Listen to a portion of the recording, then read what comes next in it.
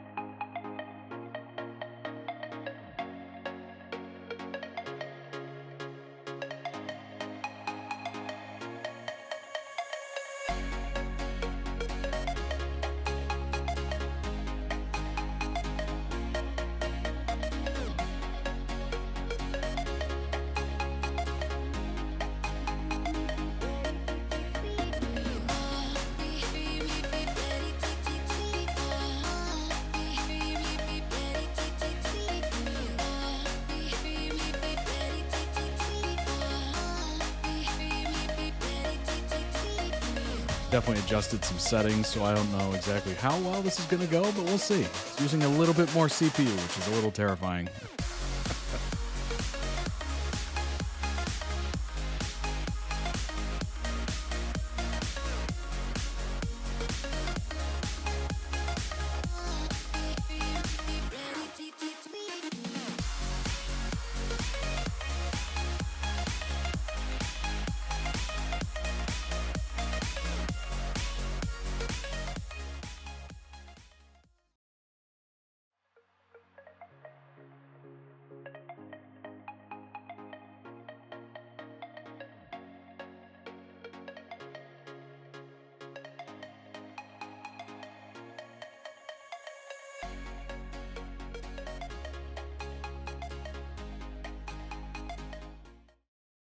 Everybody, welcome back to another reaction stream. Hope you're doing well. It is Thursday. This is the last day of the week for a reaction stream on this channel. I hope you've enjoyed them so far. We had a good mix of videos this week. Definitely tried to change things up a little. We had some days where we had 6 videos and all that good stuff. So hope it gave you everything you wanted it to be. And unfortunately, I do have to address something yesterday.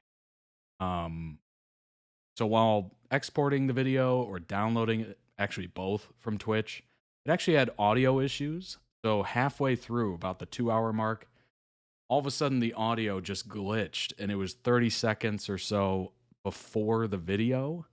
And no matter what I did, couldn't fix it. Which is weird because when you watch it back on Twitch, I actually published the VOD of it. You can go ahead and check it out yourself on twitch.tv/ToddReacts.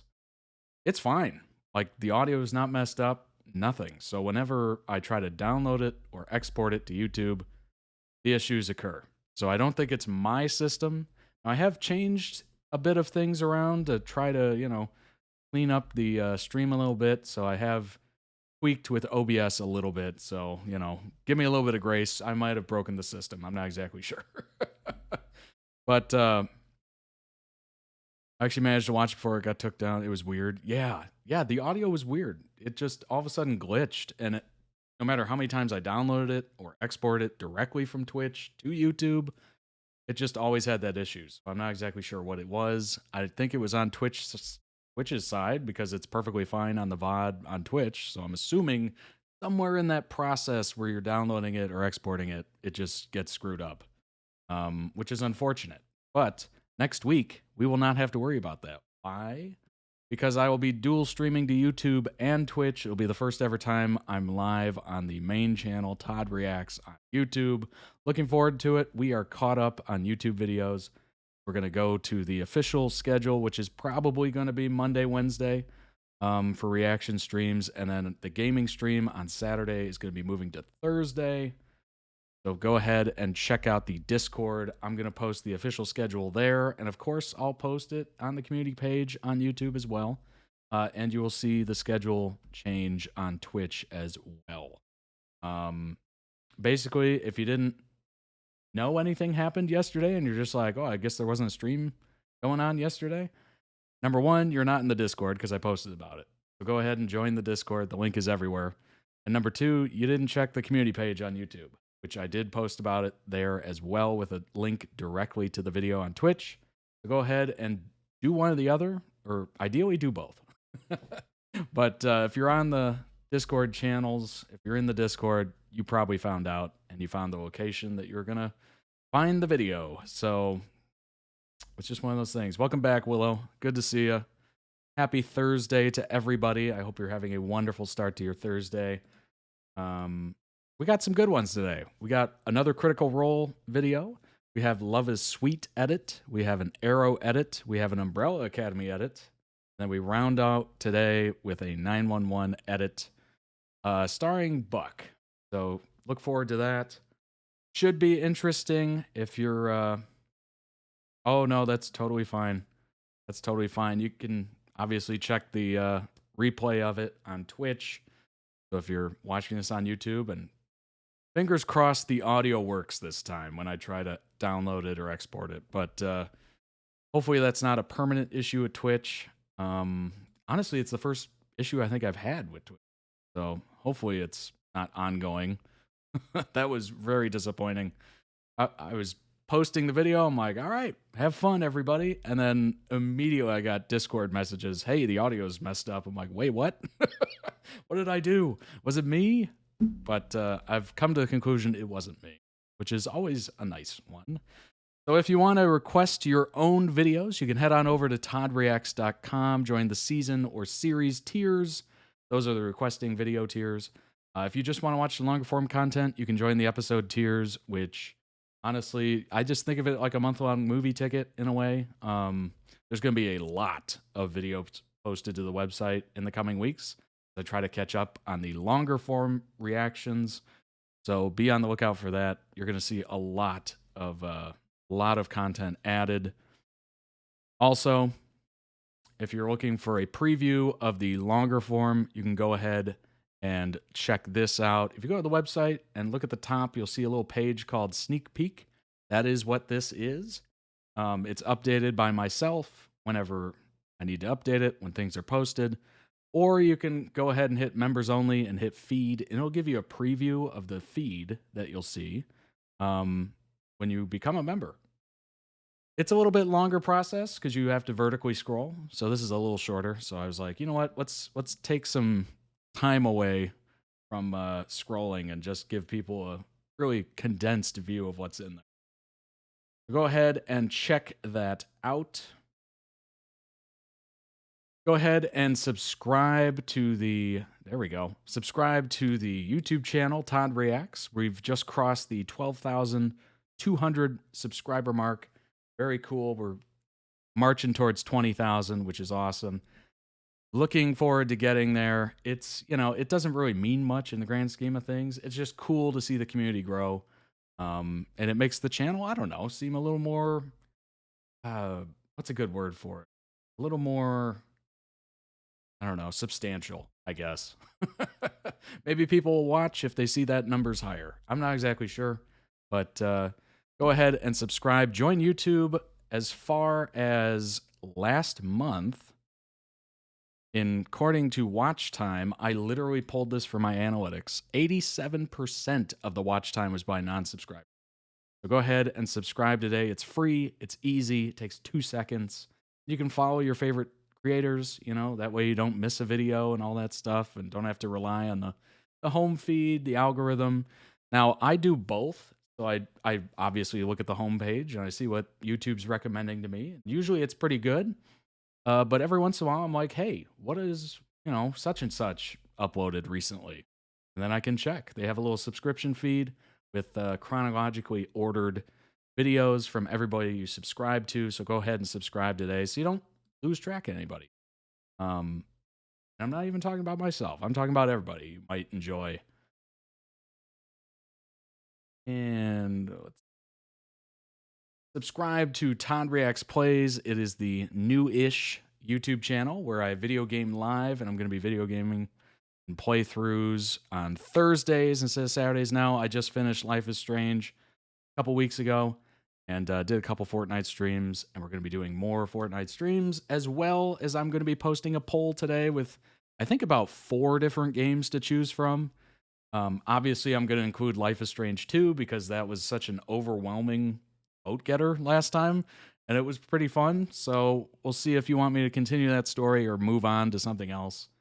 Should be interesting. I'm going to post that poll on the discussion board of Todd Reacts Plays, as well as in the Discord. You have 2 places to vote, and every vote counts. So make your voice heard. You're going to actually basically drive that channel and what games we play and all that good stuff.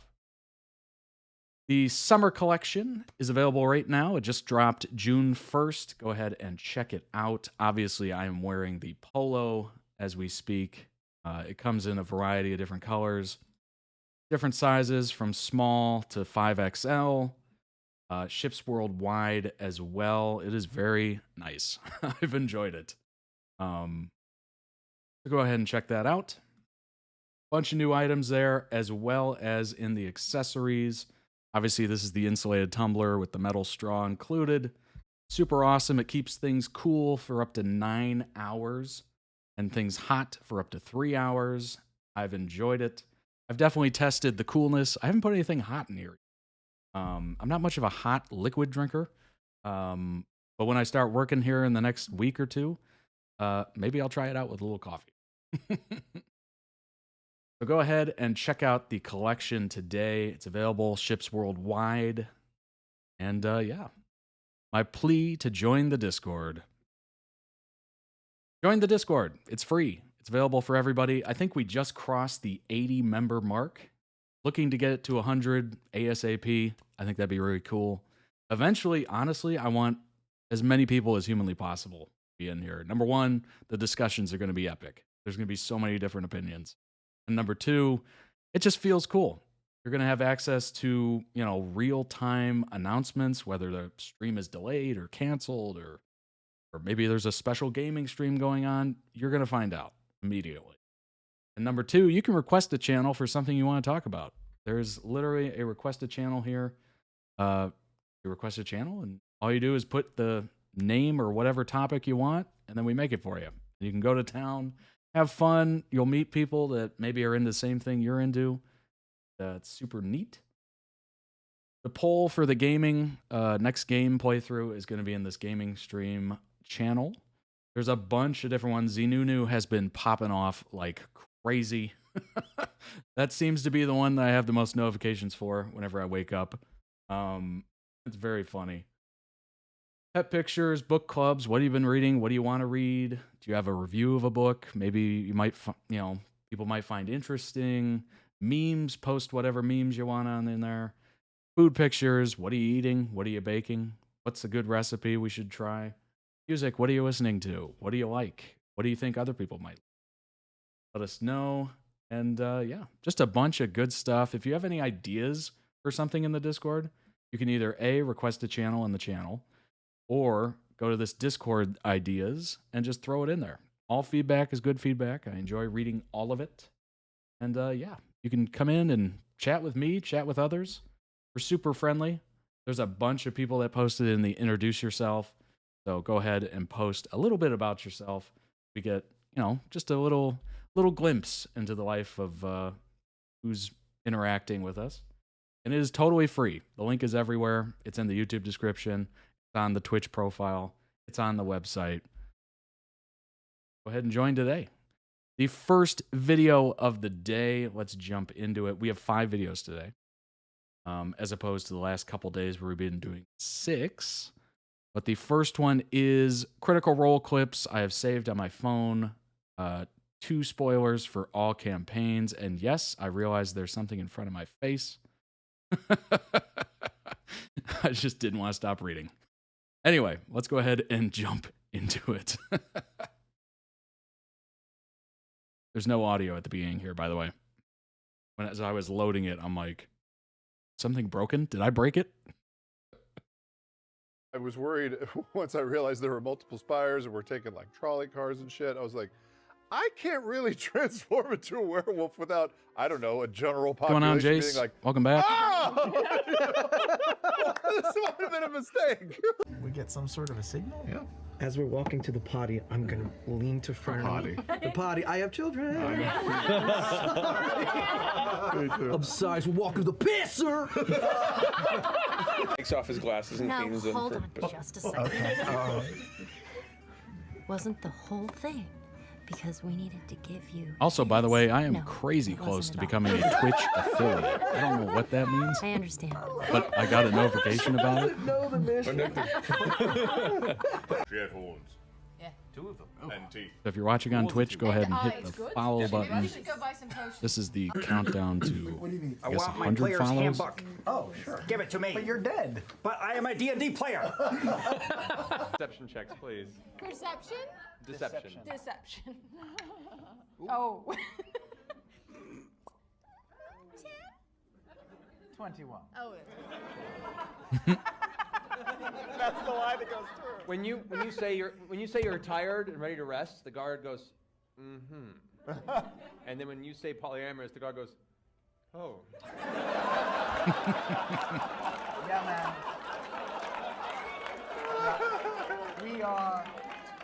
We are freaky. Oh boy. More than 1 9th level spell. He is a fucking god. Jeez. Oh, no. Come to rest at the bottom of the cable. Exiting once more into the smolder spire. The spire. Sorry, I've been day drinking over here while you've been role playing. Spire. The familiar smell of. I recognize a design by Jenny Park from our Trinket Chibi pin. Yeah. Ow! You can find these shirts. This is also a deadly weapon. And then Jimon So'od will be able to help us. Help us.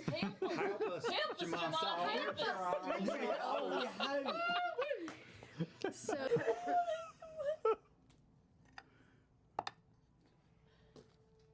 Is it a one? What is it, 20? No, what is it? It's a 20. I bet it's a 20. It's a 20. Oh, God. Our national land. This is everything I ever wanted. 5, 6, 7. That's 12 points of psychic damage. And then I don't know what that was. There's weird. Yeah. Okay, with the first shot. Okay. Will you come back? I mean, have we tested it? This one here that comes around the corner, as it kind of prepares itself, the one that you haven't been paying attention to at most at this point, inhales deeply and lets out this horrible screaming howl. Fuck, man. I love the fact that they have a camera for like the model and whatnot. That's so cool. Makes it a little more interactive. Get you in that spot. You know, think about it, imagine it. They call me Yipkish. What may I call you? Freddy will do for now. Freddy. Greg. Freddy and Greg.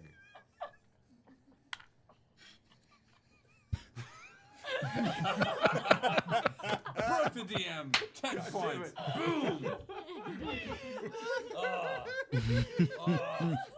Fuck souls. That's a rush. Grog, make a wisdom saving throw with advantage because of Hero's Feast. I don't even know what that is. With advantage. That'd be a natural 20. Oh shit! Plus? See if you can get 2. See if you can get 2 of them. Just in case. Plus what? Plus your performance. Oh, plus my performance 27. Yeah, see, that all comes together. Roll again. I want to see you get I'm not gonna natural use 20s. wise. That would never happen. Oh, yeah! I was wondering if I had to add a content moderation for language, but I don't think I will. This one seems to be pretty clean. Together, you both. Wait. Prove that you're you. No. It's you. Do they have voice modifiers? a most dangerous conquest in that book? that Dottie has? Dottie, I have a list of adventures that I am currently going through. Some of the adventures include, I can grant powers to many people. For instance, you, little elf girl, what's your name? I'm gonna move over. Little elf girl, what's your name?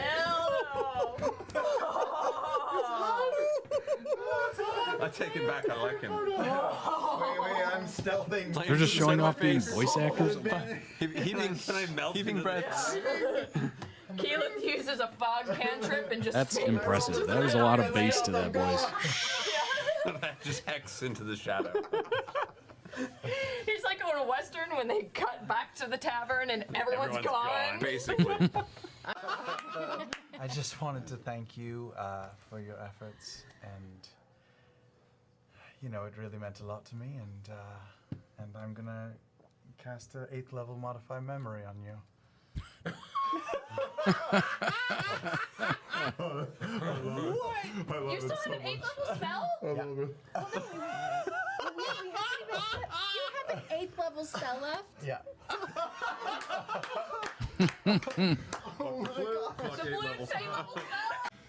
Why won't you all just I'm assuming that was close to the end. and die with dignity?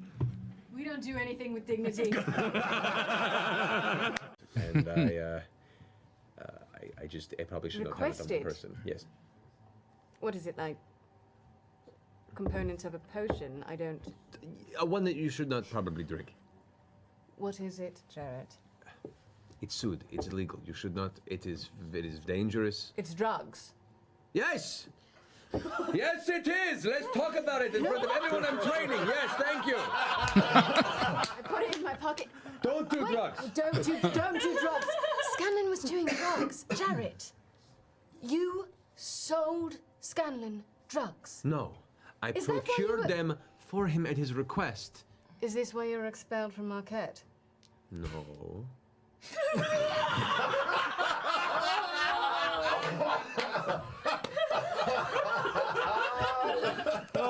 There are a number of reasons. Distant, far from everything. Your vision suddenly jumps, scats upright to the outside of this cavern opening. You see, skips, I meant to say, but you know, I figured nothing escapes Laura's mind. She is our resident 13-year-old. It was actually him. It was him that time. You're twins, it's fine. Yes. Can be Shorthalt and Dorolo in heaven. Just oh, it's so cute that you think either of us are going to. Welcome back, everyone, including my party. Who need to calm the fuck down. Party! For this would it's be an action. It's a full action to repair. Action to do it, yeah. Action to repair. That's true. Ha! That's a success. So she repairs it with her action. But she can't fire unless she has an action, sir. Fighter. Fuck! I shouldn't have even said my goddamn it. Oh no, it's on the list. Don't worry. All right. I will be right back, I promise. I know she is much more powerful than the boys, but They try to make Matt we break cannot by control yelling her. vulgar things before the show starts. That's amazing. Use the magic. I could tell in that one moment where they just all celebrated him breaking. Oh my god. Oh my god. I run into the mansion. I would like you to make a deception check. Come on, you to come make on. a deception check, please. You need to inspire yourself. Well, yeah. I mean, I don't know how What are you dark is it. stealthing Are we in behind? broad daylight? Okay, so it's not a small. I'm not gonna say it, but the sun is high in the sky. Yeah. Okay. All right. So everything is. It's full sunlight. It's lunchtime. Okay, so no change in lighting in the smaller alley. It's all equally lit. Correct. Are the Oh my God! Look at that Stein. It is huge. natural 20. So with my history, that's a 29. Literally was like, if he's gonna pick this up, he better roll a natural. Okay. I see what you're talking about. He's just glancing. Shut up! Glancing at the bottom of retort. Grabs you real fast, and suddenly You have feathers. What the shit? And strangely, Still have a beard. Giant you eagle. become smarter. As giant eagles. That is a massive Stein. Oh my god. Wait, come up with a plan. It's a new day, baby. I gotta say, it's really it's all interactive and geometry. interesting that they have all the scores and whatnot, the numbers on the screen, so you can check them out as that player is playing. What the fuck is up with that? It gets larger and larger each campaign. That's unbelievable. Ask the wrong questions. Maybe I should just ask him to identify this. I think you've already burned the charge on that. As one you for put your today. finger up, My pack, and I put this ring on. So you have to attune Wait, to hold on. that. I can't even. Nasty. Thank you. Nasty woman. Nasty one, yeah. She's a nasty woman. Oh, I may need a ringtone later. I may need a ringtone later. Oh, that was amazing. It's so cool that they're all voice actors, where obviously they can get very into their roles. They can get very into the characters. It makes it a little bit more real. I love the fact that the scores are available on the screen. I love the fact that they have models that they zoom in on. Obviously, I saw that with Dimension 20 as well, but it's just something that I have to make note of. It's just much more interactive, and as somebody who's, as clueless as I am regarding D&D, it just makes it a little bit more attainable, makes it a little bit more digestible to have that kind of help on screen. Link down below in the YouTube description. Hopefully this gets on YouTube. For the original video, go throw it some love. Oh my gosh. Very funny. Very, very funny. This one had more older clips. I've only sent campaign 2 stuff. So I thought I'd request older stuff too. Yeah, I noticed the Geek and Sundry logo at the top, and I'm like, oh, that must be older because they left them. Yeah, very good. Obviously, they had that kind of chemistry from the jump because apparently they've been doing it privately, playing privately before this. So it makes sense the chemistry was pretty much there. Let's go ahead and jump into a bit of... Oh, what is going on here? Oh, the video. Bit of information. And I also brought up, I know people don't like it as much, but I brought up a Reddit post, just kind of spur some conversation, get some outside opinions. For about 2 to 3 years, I think it was a home game. That's amazing. That is a lot of time to spend learning people and learning their quirks and talking off, outside the game and all that stuff. But I arrived in time for some D&D content. You did indeed. Welcome back, one and all. Critical Role, obviously we've gone over this before. I won't go on about it. It's a professional group of voice actors that play Dungeons and Dragons. They've been playing it for a while now, quite a few years. They've gone through 3 campaigns, 115, 141 episodes, and 97 episodes. Obviously, as we've learned, probably through Willow and other chatters, that they do have some side content as well. Oh, it's still going. Well, there. There we go. Premiered 2021. It's still going. Oh my gosh, it's still going. Wow. That is a long time to be going. But hey, that's really cool. Obviously, it's very in-depth. There's a lot to it. We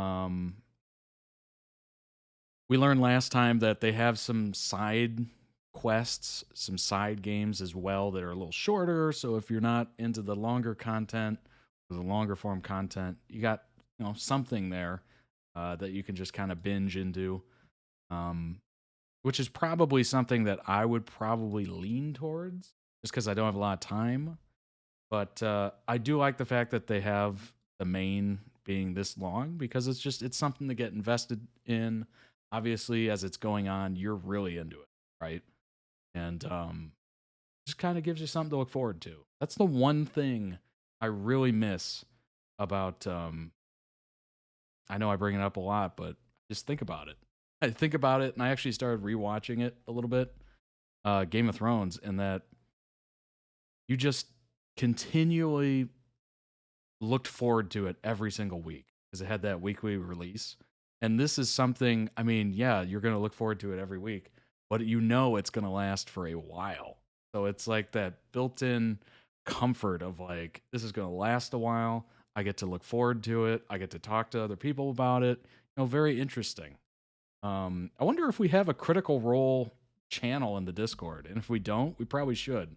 If you're into Critical Role and you're following along the campaigns, you might actually, honestly, I think it'd be pretty cool if we had people in there talking about the current campaign and kind of going along with it and discussing each episode and all that stuff. So if you're into that, join the Discord and you're going to see a Critical Role one. I'm assuming, I think it would make sense to make it a discussion board. So that way you could do like campaign 1, campaign 2, campaign 3, and just create these organized discussions, I guess. That might be an idea. So we're going to do that. I think that's a solid idea. That way you can discuss it with others that are into it. Go episode by episode. Maybe a general D&D one for those of us who play. Absolutely. Go for it. Jace, you have the power. So if you haven't joined the Discord, join it today and discuss Critical Role and the campaigns and all that good stuff. Or if you just play, you know, private games, you want to talk about that, I'm all for it. That's cool. Let's see. What is this? Oh, this was just making note of the number of episodes. I wonder if they're going to beat 141 this campaign, third campaign. Maybe. So this is the Critical Role Reddit post that I pulled up just because I wanted a bunch of different, you know, ideas or I don't know, opinions on it. This is just the main Dungeons and Dragons Reddit.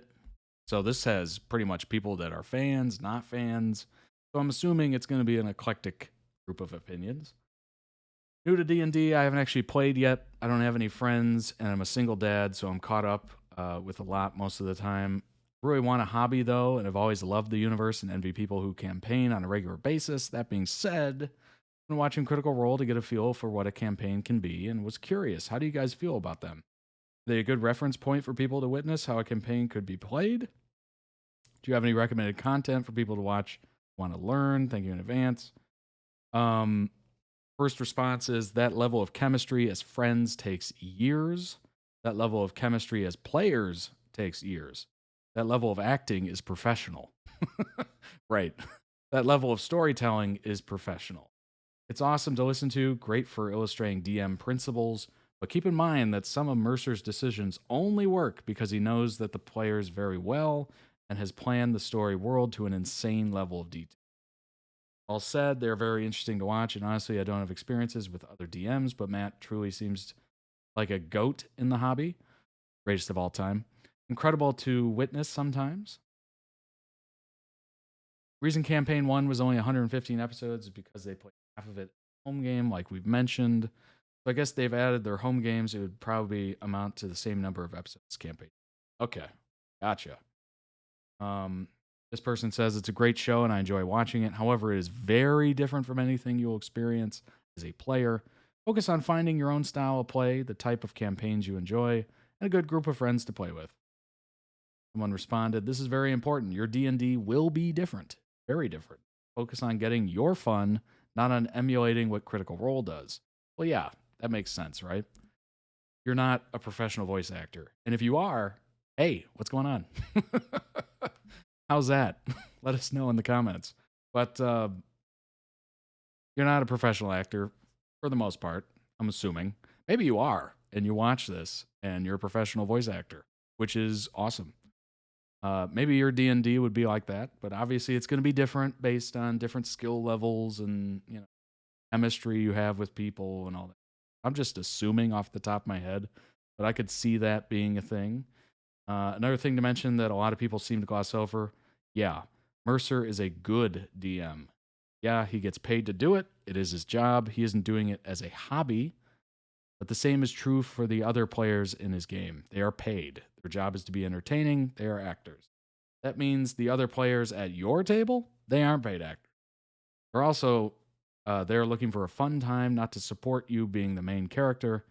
CR team are there for each other and build great relationships between them because it is their job. In your games, there are going to be introverts, people who simply aren't good at role playing, people who play one type of character, people who don't understand rules. Hey, that would be me.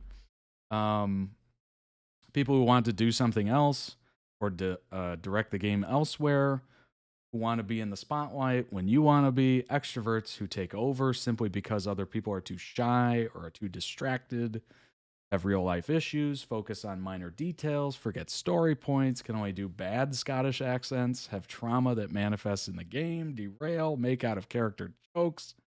Whew, I tried to do that in one breath and I couldn't. Need to go to the toilet during crucial scenes. Right. Yeah, that's a good point. People who think CR reflects D&D are the same people who think Prawn reflects fun times and WWE, World Wrestling Entertainment, is real fighting. There are elements, but the rest is there to entertain the observer, not the people involved. When you're the one involved, it's very different. That makes sense. Well, I think that's pretty obvious, honestly. If you're watching a professional stream of D&D, obviously it's not going to be like, unless you and your group of friends are just amazing and you're basically like them. Totally true. In my game, I have people I've known 14 years, including my girlfriend and others. Our girlfriends, friends I just met. The DM is super experienced and a great guy, so patient with me, my memory problems. Yeah, exactly. There's going to be, people of different stripes in the game, your own personal game, I'm assuming. So it makes sense it would be quite different. Every table is different, but I don't even know what that is. NADPod seems to recreate the most accurate D&D experience from what I've seen. Also, Dimension 20, since it perfectly represents the universal rule of no matter how much you think you've prepared your game, you will never be ready for the gremlins at your table. To form a parasocial relationship with the boss, try and crawl up the back end of a monster, all try and fail to jump over a table, then half of them die in the first combat of the first session of the campaign. That actually sounds very funny, to have everyone just die immediately. And then you have to reset. Yeah, it's definitely not good to go into D&D thinking it's like Critical Role. But I also don't really like the fact that they make it seem like Critical Role is scripted or something. Yeah, it's probably not. Well, I mean, obviously Matt tries to come up with stories and, have plans in case things go awry. I'm assuming that's the case. But I'm assuming everything isn't like 100% scripted and they know what people are going to do and all that stuff. But I'm assuming there is quite a level of planning as a DM just to make sure the thing flows and it's not too crazy, and there is an overall objective. Yeah, we went to a pub and accidentally ended up killing everyone 2 sessions ago. Oh, jeez. It's amazing. The Critical Role is great. Love the show. Longtime viewer. The thing to remember is that they're all great voice actors and amazing friends, so they're great at reading each other. Yeah, that'd be huge. It's almost like a game of poker in a way. The voices, storyline, and roleplay is all going to be world class. Our games at home, make sure you play for fun with your friends. Don't try to make it into some great epic story. If you are having fun, then it's going to be epic. Indeed. Honestly, D&D seems like one of the last remaining in-person group of friends get-together like sessions for like games. Because video games used to be that, right? We used to, get together in a room. Maybe it was a LAN party. Maybe it was a console party, or maybe you were playing multiplayer or something. And you had 4 controllers, or you daisy-chained consoles, and you had 8 players. But yeah, that is over. That is completely gone. Now it's just online. You play in your own home. You can play with people around the world, but it's not. You don't have that same in-person connection that you would with D&D. Obviously, you could play D&D as they did on Zoom, but it doesn't have that quite, interpersonal relationship in person element to it. So it seems like a really great, one of the last ways to do that. Honestly. That's probably why I'm so like interested in it, is the fact that it is one of those experiences where you're actually together doing something. Yeah, that is sorely missed in today's world, I think. And everything is online. This is still offline. Super cool. Critical Role is to D&D what Prawn is to fun time, professional actors in a professional studio for an audience. Yeah, I kind of get that. Yeah. I mean, if you're seriously considering D&D with your group of friends and you're watching Critical Role and you think it's going to be like that, I don't know what to tell you. Unless you have a massive budget and you pool all your money together, you could have something similar. Certainly.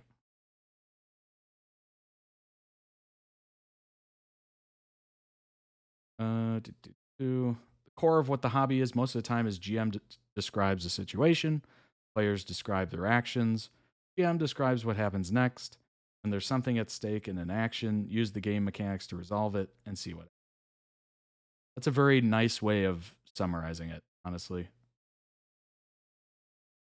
Very interesting. I would not be a good DM at all, like even remotely. I don't think I'm that good off the top of my head. Maybe, but when it comes to like fantasy and stuff, I don't know.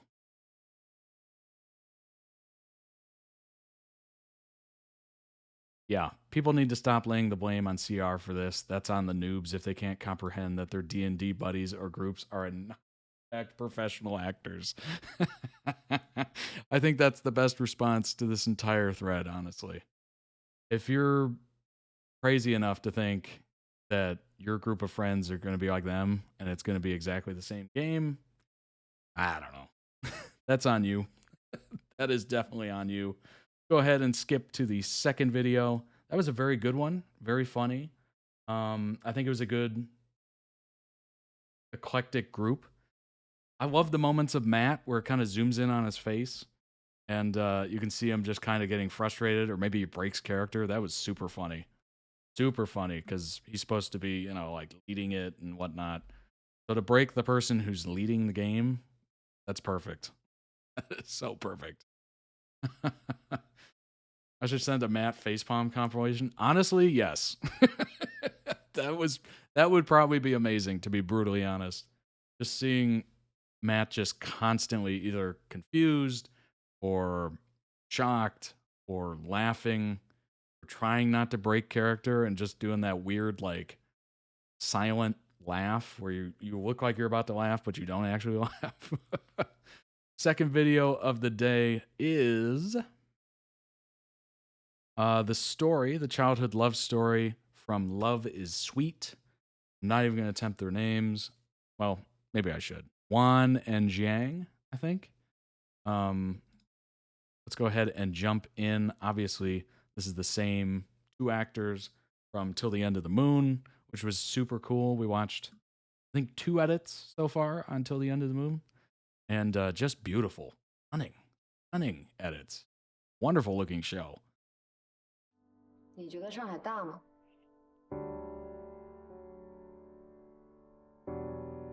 我觉得不大呀。咱们都能重逢。谁想到这么多年过去，居然又让我遇见？你们几个分析一下 ，MH 现在是否应该购入扬生电力的股票？我们需要的是像狼一样的新人，而不是绵羊。所以今天面试的原则，狼留下，羊离开。我赶他走是为了他好。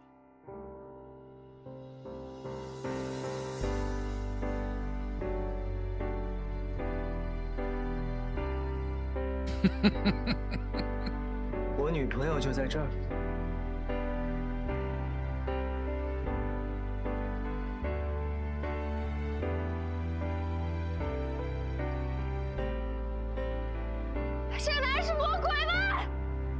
你是在说我吗，小哭包？ Wow. 为什么把我赶出 MH？ 我不让你进 MH， 那是为了你好。我告诉你袁绍，我一定要进 MH。我说过了，投行就像战场一样，你是一个连眼泪都流不起。你跟别的女孩不一样，别的女孩可以用哭来解决问题，可是你 Oh my 你是一个 gosh. 连流泪都会过敏的人。你才是那个给我制造 Oh 眼 yeah, 泪的 that's 凶 right. 手。 Allergic to tears. 是不是在你心中，我一直就是个坏蛋？对啊，我终于看清了你的本质。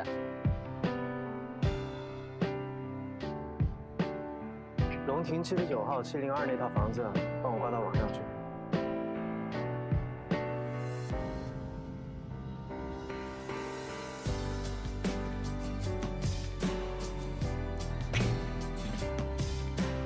舒服，好运来了谁都挡不住。离开那个魔头啊，什么事都顺得起。我听说有一个新邻居搬过来，准备打招呼。怎么是你啊？这么巧？我是不会放弃的，我一定会进 Weirdness。是林太末林总给将军做的引荐。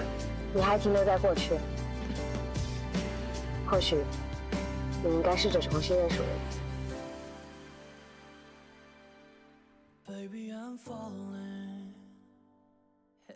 先系一个活结，然后再两手交叉，再一掏，就好了。 All right, so there was sweet moments in between the bullying or teasing, I 东 guess. 西在那边。这么多啊！红糖姜茶。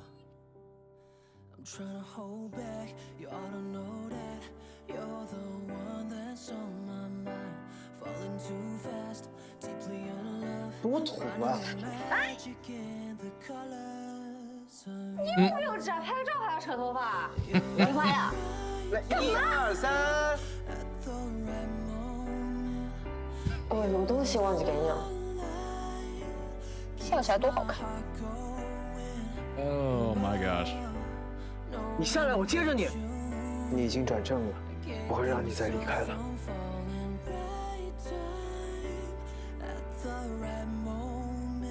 Was due to something, indeed. 哇，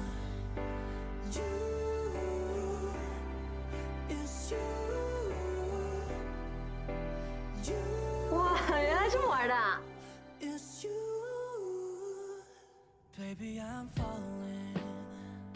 那以后我来陪你看呗。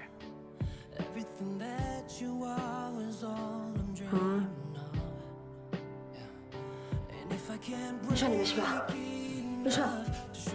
你今天这个病啊，是急性阑尾炎。从今往后要好好吃饭，不许熬夜。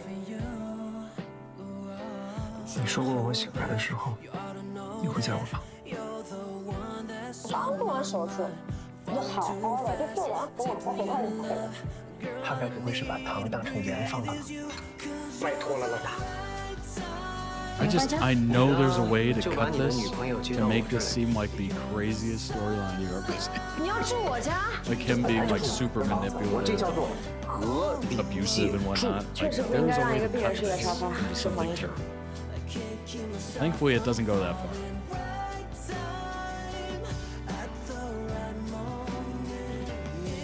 What? 不开心什么？你什么时候有喜欢 Like 的 instead 人 of 了？ him preventing the tears dropping, he's like. 我那叫暗恋。 It almost looks like he's pushing in her 请 eyes. 问你 Like, 相信爱情吗？ it's very thin 那 line 么你 there. 们相信命中注定吗？将军， Editing and 我不想 music is 再 there. 等了。 Indeed. 我要 Indeed 告 it 诉 is. 你一个秘密，一个只有你这么笨的人才发现不了的秘密。 As I've found out over the years, you can edit anything to mean anything. 别说，我想哭了。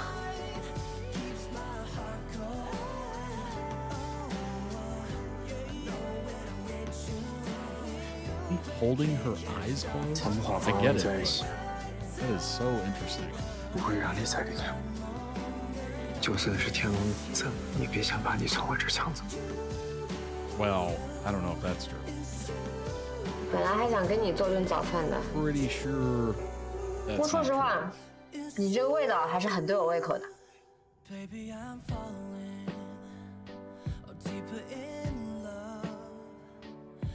别走，这次有点事儿急。看我干嘛呀，亲？着什么急？先回家吧。将军，医生说他血糖低，怎么样？你感觉还好吗？是王启川，冻着怎么办？我能不能和你一起回家跨年？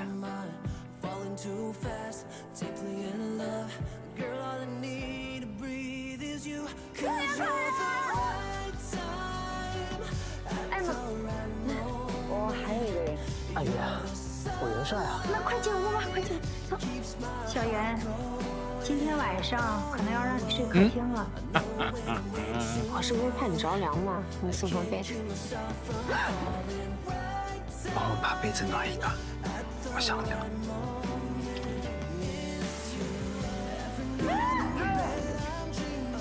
哦，阿姨，平均就是我女朋友呀。我们在一起了吗？ Not on my watch.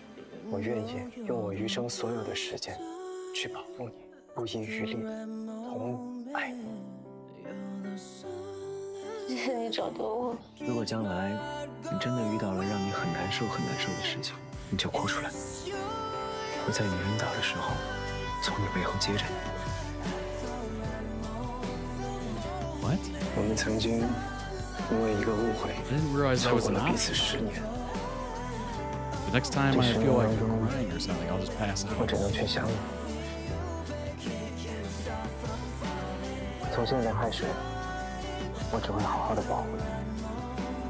怎么个保护法呀？把你紧紧的抱住，再也不松手。我爱你，我爱你。你愿意嫁给我吗？我愿意。 I mean, it seems like a happy ending. 老公，哎，老婆，中奖了，我要当爸爸了，我要当爸爸了。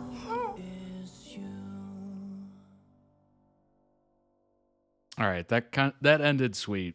That ended sweet. True to title there. Love is sweet. Honestly. Yeah, that could have been very different. Very different, depend on editing. But luckily, it seemed like it worked out. A little weird there at the beginning with the, trying to make sure she doesn't cry, so you kind of be like mean to her or something. I don't know. Very odd, but seemed to work out, I guess, in the end. She didn't hold any grudges. Understood that he was trying to help her in a way. An interesting way, but a way nonetheless. Link down below in the YouTube description for the original edit. Go throw it some love. That was a beautiful edit. Had kind of the nice story arc there and everything. Apparently they're going to be parents, which is super cool. Amazing actors. Obviously, they were also good until the end of the moon. Every edit I've seen of that has been amazing. And honestly, this is the second time, I think it's the second, I've reacted to a Love is Sweet edit, and it was beautiful. It was very beautiful. Now, I'm assuming that initial part where there's a little childhood bullying going on, or maybe bullying's too strong of a word, maybe like just trying to prevent her from crying. Maybe that part's a little weird, just because probably not used to seeing that kind of behavior on screen. Obviously, it happens on the playgrounds, some of that. What is that old adage or something? Like young kids like pick on each other to show that they like the other person or something, or they like hit them or something, like not hit, but like kick or something like that, or pinch. Very odd. Obviously, kids don't know what the heck they're doing at that age. But yeah, interesting. It seems like the workplace rivalry is a little weird, but I guess it works out. Like he doesn't want her in that office because maybe it's, I don't know, too hard of a life or too competitive. she might cry or something. I don't know exactly why he keeps her out of the office. I'm going to need a decent reasoning for that because that doesn't make a lot of sense. But apparently she rejoins or gets hired and he gets fired or something. And then she's ahead of him in the company. Very interesting. So she does kind of, you know, rise the ranks. And somehow it works out. I have no idea. There's a lot of information in there between those two steps that I don't really know of. But yeah, very interesting. Very cute. The actors are obviously good looking. Not surprising. But seems like an interesting enough story. And honestly, it's an original concept. I don't think I've seen anything quite like that. I mean, the only thing that popped into my mind was when, you know, in Legally Blonde, the guy was just like, what? You're trying to get into Harvard Law? Because what? Like, it's hard? Like, that kind of like, you don't belong here, you'll never make it, that kind of thing. That's the only sort of resemblance that I could come up with while watching that. And that's not even a great comparison. So it's unlike anything I've ever seen before, probably, which is always good. Definitely in dire need of some original content, not just a sequel, a prequel, a reboot, a rehash, whatever. Anyway, I wanted to bring up this article, not article, but Reddit post, because somebody's talking about it.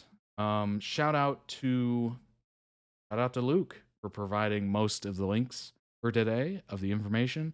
And also shout out to Jace for the 911 links as well. They are mods on the Discord and Twitch. And if you want to talk to a mod on Discord, you know where to reach. I just finished watching Love is Sweet and love it. There were a lot of fluffy and cute moments between the leads and second lead couple. You also see the relationship and individual growth. To be honest, I actually started this drama early in December, but I dropped it before episode 10 because it felt a little bit too cheesy. You know what? I'll make the case for cheesy. There's so little cheese in the world that I actually like the overly cheesy movies or shows. I absolutely I think it's a welcomed change from the typical movie where there's not a lot of cheese. Maybe it's an action film and there's a little bit of romance. Or, it's a comedy and there's a little bit of romance. But the over-the-top, you know, Notebook, Fault in Our Stars or Fault in the Stars or whatever the heck the thing is called. Or, I don't know. What else is super cheesy? Like Roman Holiday, those classics. I like the cheese. Bring on more cheese. I don't know. It's just something. It's sweet. It's sweet.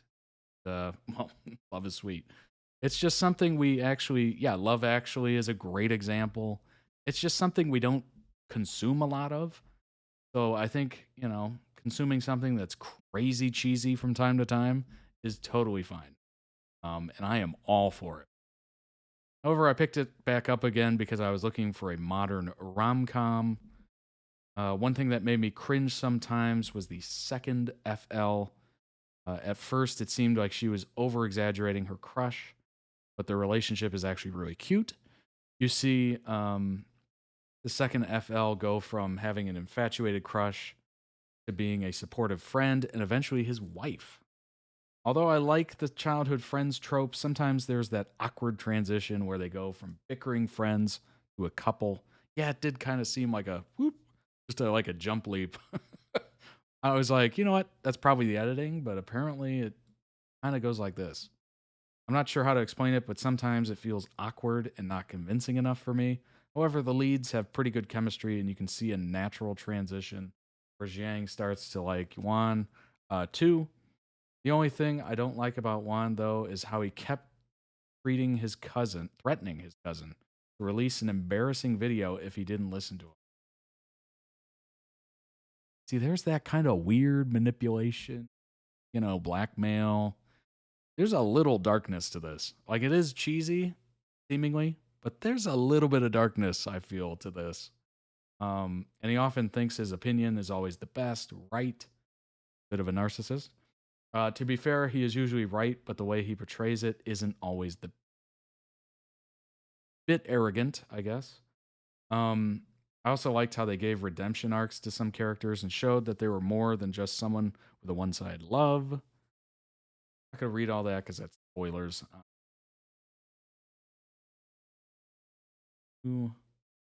Overall, I enjoyed the drama much more than I expected. There were a lot of fluffy, funny, and some serious moments as well. So it sounds like a well-rounded rom-com. I think the drama definitely lived up to its name. I think so, just from that edit we watched. Unexpectedly went up to one of my top three favorite modern rom. Wow. I just want to agree that I love the childhood trope played out in this drama. It's not usually done well in dramas, where they pull it out only to prove the leads are quote-unquote fated. But it's so cute here because it removes the awkwardness of skinship and stuff, so the relationship is so touchy and natural. Yes, the relationship progress felt natural.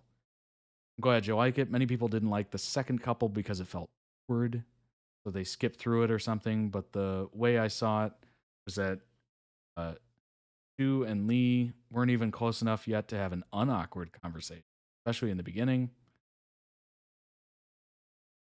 The show wasn't perfect, but it was exactly as advertised. Lots of comedy and sweetness. It was my absolute favorite this year simply because I didn't think any show matched the chemistry. There you go. One thing I really liked was how well written almost all the female characters were.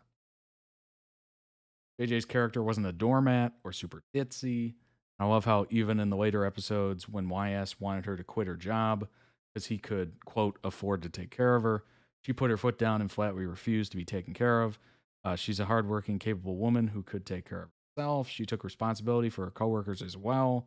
Also loved how none of the female characters were vile or toxic, because in so many shows, the female characters are so poorly designed and always used as a vehicle for manipulation. That's a good point. I like that. Loved it too. One of my all-time favorites. Loved the leads.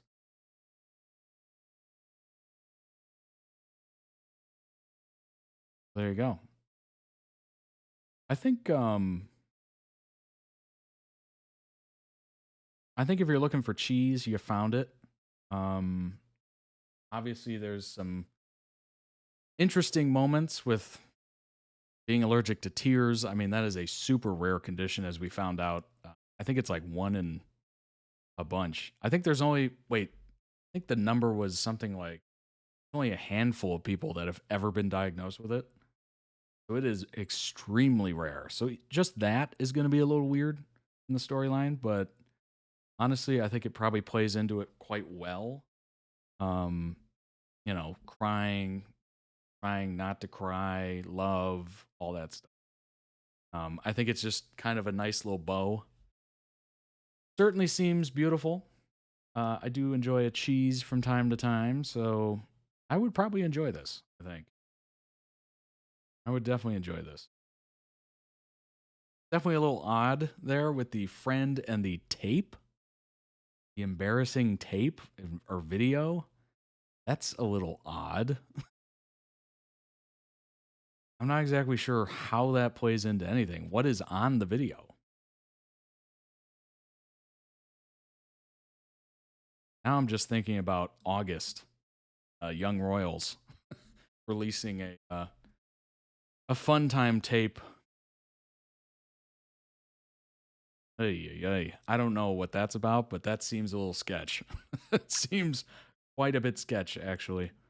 Let's go ahead and jump into the next video. It is Prometheus Revenge from the show Arrow. I think I've seen a Prometheus video before. I'm not exactly sure. It sounds familiar. Obviously, I've heard of the movie Prometheus. I think I've seen an edit with this villain before. Let's go ahead and jump in. Arrow seems like, honestly, one of the best television shows I've heard of in a while. Certainly a superhero show. You know, I have such high opinions of those Netflix Marvel shows. that this would probably rank among those. The Punisher was so good. I'm so mad they took it off the air and canceled it, basically. But this is one of those shows I think I could actually put up close to one of those Netflix shows. Obviously, it started beforehand, but yeah, seems extremely good. Choreography, cinematography, the dialogue, the character arcs. I want you to suffer. He calls himself Adrian Chase. You got much worse coming. He calls himself Prometheus. And he's gonna end you.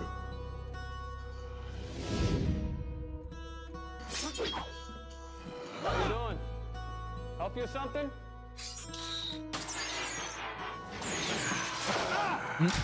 Can't stay away from me, can you? Can I help you with something? Oh, what the hell, man?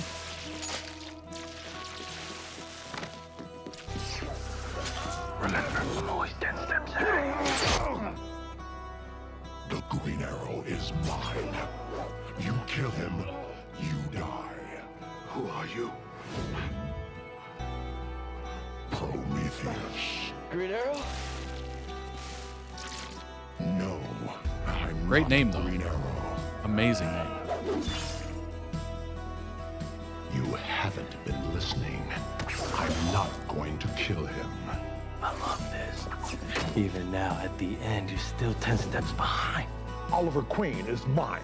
Not if I kill him first. Oh, no, really? You think you can make demands of me? So weird. I don't see any frames of it. Prometheus. You have failed this city. Not as badly as you have, Mr. Queen. I'm gonna make him wish he was dead. I don't know. I don't.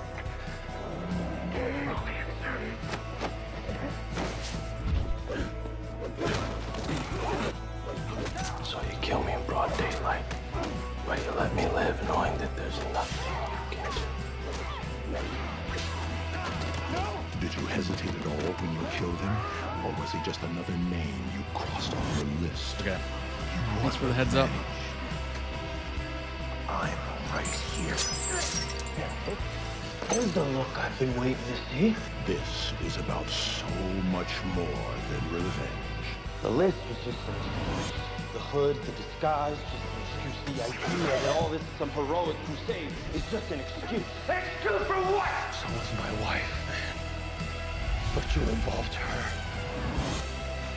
I already told you, Oliver, everyone that you care about suffers. Tell me! You tell me! Oliver! Seems like some very tense moments here. Like it's almost the Joker to Batman. In a way. Because you have to, so why? Why do you do it? Because I want it. If I die, everyone you care about dies. But enough different to make it interesting. William, or everyone else, disappointing. Because it's gonna be lonely without Mom and Felicity. No, Adrian! How's it feel knowing that I saw the one thing you couldn't admit to yourself? Good. That was impressive. Very impressive. Yeah, I'm looking just really quick here. See. Oh, yeah. 16 frames missed due to rendering lag. Not a significant amount, but it's there. Huh. Rendering. So it's not encoding, rendering. That's interesting. We have to look into that. Thanks for the heads up on that, Jace. Link down below in the YouTube description for the original edit to go throw it some love. We're going to be looking into some information here about Adrian Chase, aka Prometheus. like I said, seems very close to the Joker to Batman in a way. Kind of like that mirror being held up to Oliver, you know? Same kind of techniques, just different worldview, maybe. Wants to do a little bit more evil things as opposed to Oliver, which is trying to do at least some good things with his tactics. Let's go ahead and pull up some information here. Adrian Chase's final words to Oliver Queen, which is always telling. That last, bit of information, that last quote, going to give you a heads up into what the heck's going on. You won. See, it was a competition. It was a competition, and that is just kind of the, I don't know, a good summary of the relationship, maybe. You won. Like he's trying to be him, but he can't be him. Your son has his father back, and he learned exactly who his father was, just like you learned who your father was right here, on these very same waters. William's younger than you were, so he's gonna be fine, You have each other, which is good. Oliver, that's good because it's gonna be lonely without Mom and Felicity.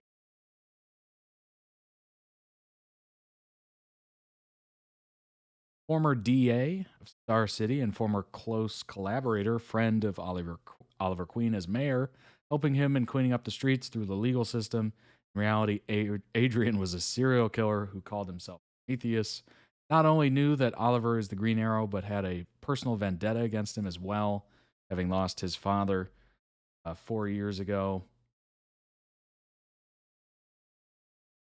at the hands of the Hood. Adrian desired retribution. Spent his time afterwards studying the Hood's skills and history, while also uncovering Oliver's true identity as Green Arrow. In his alter ego, Prometheus crusaded against Green Arrow in order to destroy the vigilante's life and legacy. He was also labeled by the media as the Throwing Star Killer for murdering people whose names formed anagrams of individuals on the list, using shurikens made from Oliver's discarded arrows as a form of sending a twisted message to him. Eventually, Adrian was defeated by Oliver and temporarily taken into custody.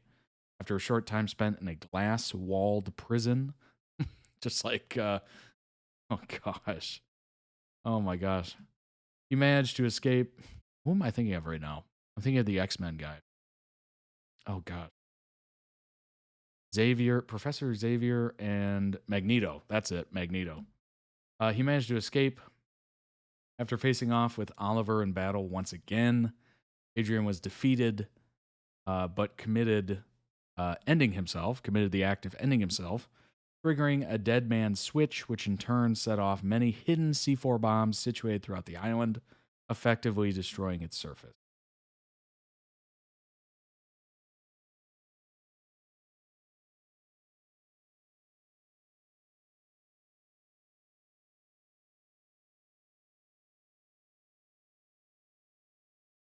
Let's see.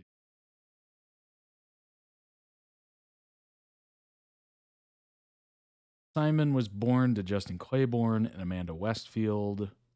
Little else is known about his earlier life. Grew up to be a psychopath. 2004, Simon met Oliver Queen when Oliver successfully tried to pick up his girlfriend.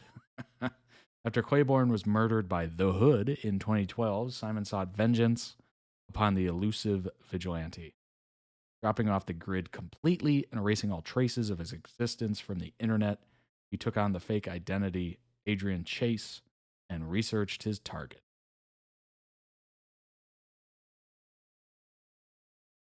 Adrian became aware of the existence of The List, a book of Starling City individuals with ties to Malcolm, Maryland, which included Claiborne. This led to Adrian believing that Oliver was really a serial killer, and Oliver's righteous crusade was a lie to try to justify a killing spree, and therefore poisons the lives of those he cares for and swore to make his target suffer.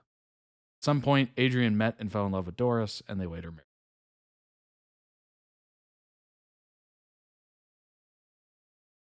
Adrian sought out Talia al Ghul to learn the League of Assassins' ways. Impressed that Adrian deduced Oliver's identity on his own, Talia agreed to help him, as she now was equally vengeful towards Oliver, a former pupil, for killing her own father, Ra's al Ghul.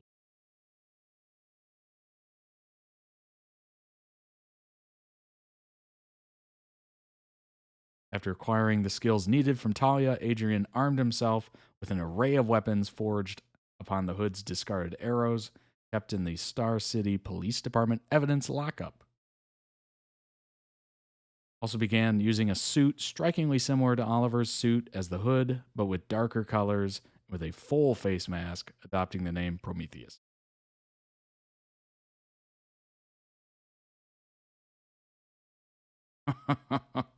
Talk about a long-term enemy. Good grief. That is such a great villain. I love that. This is such a fantastic villain. Good arc, good story, everything you could want. And the fact that he was using the former arrow heads, fantastic. Just chef's kiss. They thought about that one for sure, the writers. That was excellent. Good acting, I think. Good choreography as well. And I'm assuming those fight scenes were epic. Absolutely epic. We got a little taste of it, and it did look good.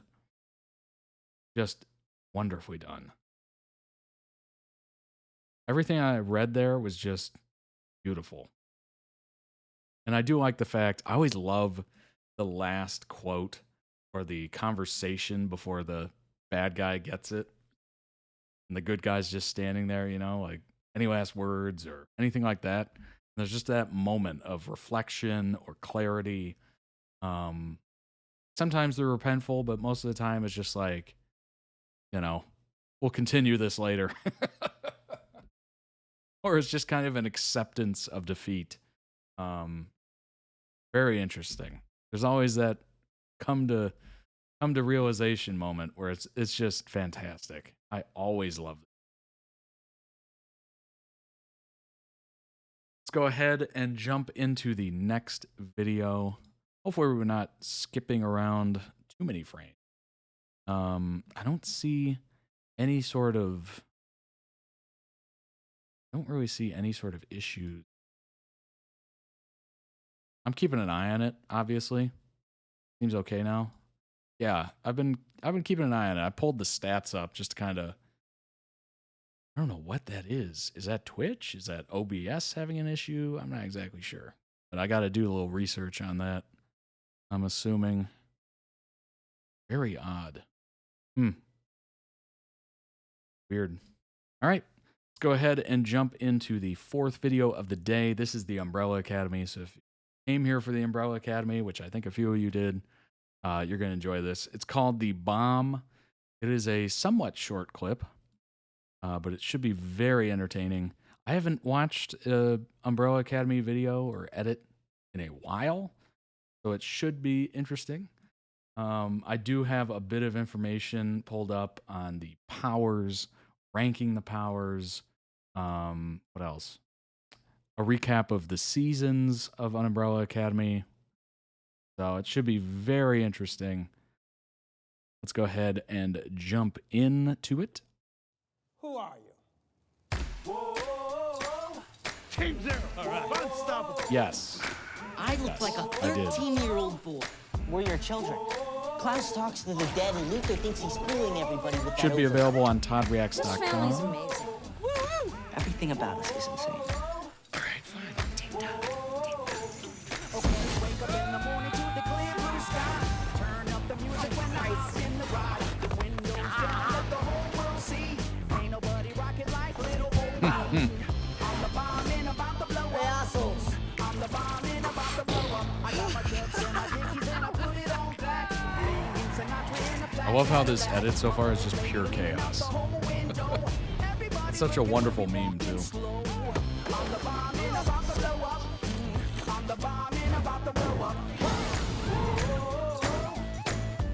Why'd you do that? I have no idea. God, I wish I was better at bowling. You punched yourself in the face. Oh.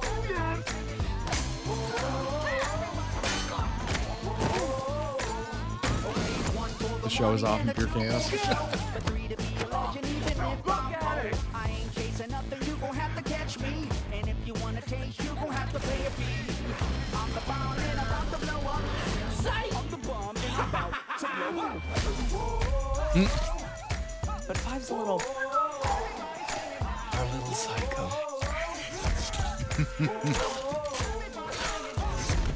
Stick it up your ass. I don't trust him. But he's you. Exactly. I'm the daddy here. Listen to me. Okay, come on everybody, won't you clap your hands? White folks, do it on time if you can. Sounds good, now here's the plan. Let's all sing together like we in the same band. I'm the bomb and about to blow up. I'm the bomb and about to blow up. I'm the bomb and about to blow up. I'm the bomb and okay, now we gonna reach another whole new level. Some of the CGI is amazing. It's like Netflix really put in some money.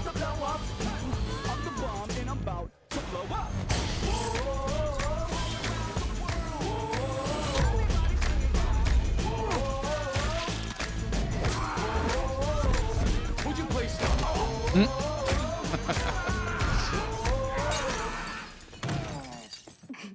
What the hell just happened? Excellent edit. Shout out to the editor. Link down below in the YouTube description for the original edit. Go throw it some love.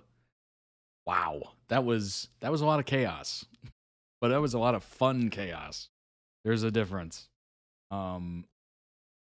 Obviously, I think I have seen just the first episode. It has been a minute. Like maybe a year or so. The one thing I remember about it is that it was kind of dark in that mansion, as well as people were just kind of confused and not really too fond of being in the same room with other people. Seems like the relationships needed a lot of work. A lot of work. Hopefully they came together later on. I'm not exactly sure. But definitely a lot of work needed to be done. Let's go ahead and pull up some information on the Umbrella Academy, specifically their powers. Then we'll do a little recap of the seasons, because I'm not exactly sure what happens from then on. These are the siblings' powers explained. Luther, aka Number One. The Umbrella Academy's designated Number One was born with superhuman strength and durability. I mean, I think that's pretty obvious just from that edit. We've seen Luther withstand a chandelier falling on top of him and crushing him in Season 1. Not to mention we watched him take a full-on missile to his bare back, as we saw in that edit. In the alternate timeline opening sequence in Season 2, Luther's not invincible, however. In Season 1, Reginald sent Luther on a solo mission to stop a biochemical threat that left him critically wounded, forcing Reginald to inject Luther with a serum that merged his DNA with an ape. In an attempt to save his life, the serum enhanced Luther's super strength even more, but also granted him ape-like physiology. Luther's powers are more limited than some of his other siblings, but his super strength no doubt comes in handy, especially in hand-to-hand combat. That being said, it looks like Luther's abilities will be put to the test in Season 3, as he faces off against Sparrow Academy's Number One, Marcus, who coincidentally has the same super strength abilities as Luther. Number 2, Diego, can manipulate the trajectory of any object, though his weapon of choice is usually knives. Although all the siblings are trained in hand-to-hand combat, Diego is arguably the most acrobatic, perhaps due to all those late-night excursions playing Batman. Allison, number 3, can rumor anyone to do whatever she wants when she whispers in their ear, I heard a rumor that you ... Allison's power is deadly, but it has its limits, as seen at the end of Season 1 when Victor slices right through her vocal cords with her violin bow. Oh my god, rendering her temporarily mute. She regains her voice in Season 2, but she is hesitant to use her powers due to the havoc they wreaked on those she loves. It was revealed that Allison in season 1 used her powers on her daughter, causing her to lose custody. One of the darkest moments of the Hargreaves' past, Reginald also forced Allison to rumor Victor into believing he was nothing more than ordinary, unlike the rest of his extraordinary sibling. So her powers are a bit of a slippery slope. Spent most of her life rumoring her way into building a perfect life as a famous actress without truly earning any of her success. That's unbelievable.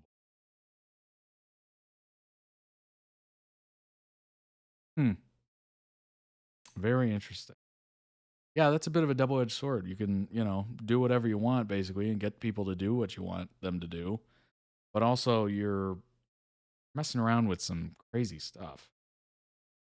There's certainly some consequences to all this.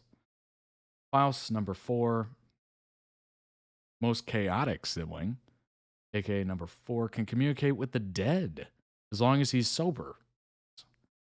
Is perhaps the most untapped potential out of all the siblings when it comes to utilizing his power, probably because he has a substance problem.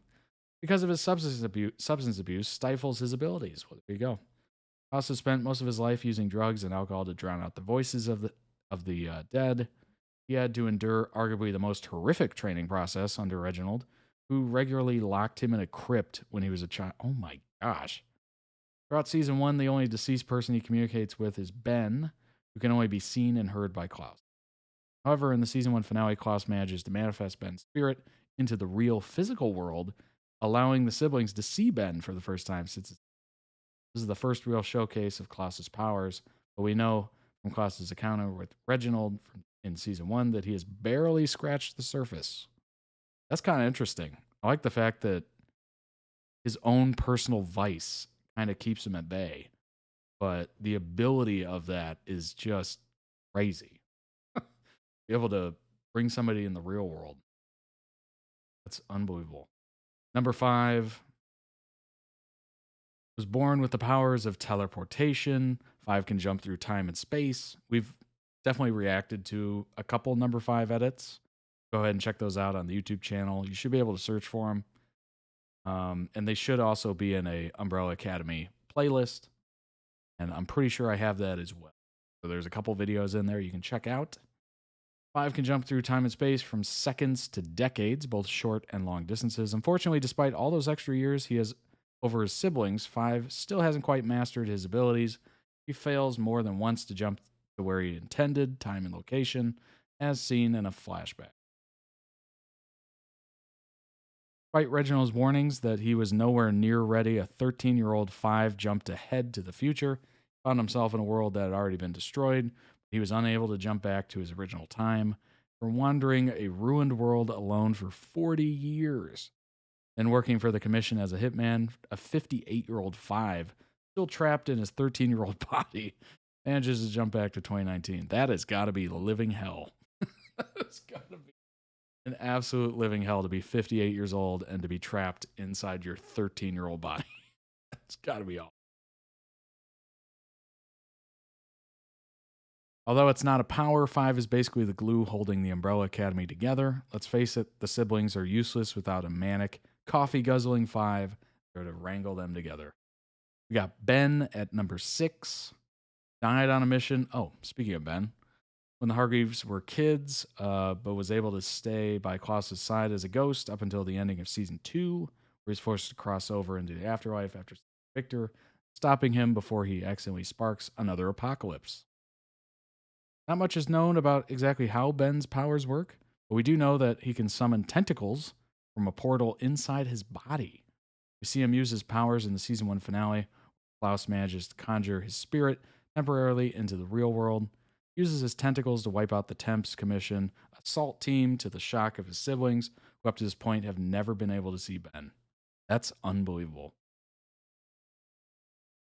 Victor, number 7. Most unpredictable member. Most predictable member. Victor was born with the power of sound absorption. He can absorb sound waves and amplify them inside the body, which transforms into a surge of energy he can burst outward. Abilities are massively powerful but unstable, so much that he has ended the world not once but twice. So powerful that when he was a child, Reginald purposely kept his powers suppressed by locking him in a power-limiting cell and regularly supplying him with pills that suppressed his ability. Took the pills all the way to adulthood, believing them to be anxiety medication. Furthermore, Reginald made Allison rumor Victor into believing there was nothing extraordinary about him, unlike the rest of the members. That's cool. In season 2, 5 learns that Victor is the cause of yet another apocalypse in 1963. But the Hargreaves, Ben especially, are able to stop. It's amazing. Those are very interesting powers. If I had to choose one, what would it be? Super strength? No. Trajectory? Not bad. The rumor, I think, would be interesting for a little bit, but ultimately would be my undoing. Kind of like Allison herself. Oh, house. Communicate with the dead. I guess that'd be kind of cool. Teleportation would be kind of interesting. Jumping through time would be kind of cool. I'll pass on the tentacles. I'll pass. I'll pass. Victor's power of sound absorption. I'd probably cause the world to end multiple times as well. So I would probably do... Ooh, it's a toss-up between teleportation and... Diego seems to have fewer bad sides to me. Yeah.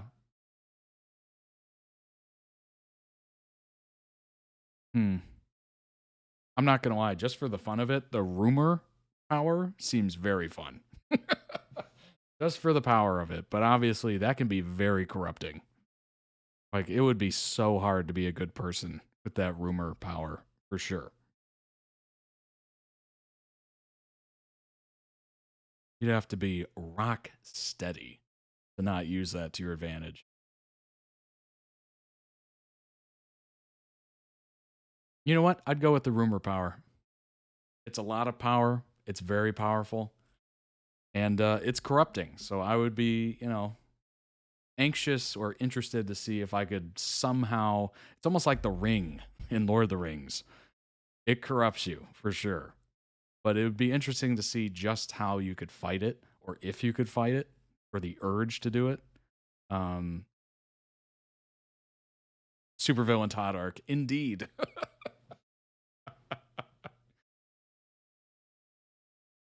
And that's how I took over the world. Easy. Yeah, that would be very interesting to see just how long I could last without being super corrupted by it.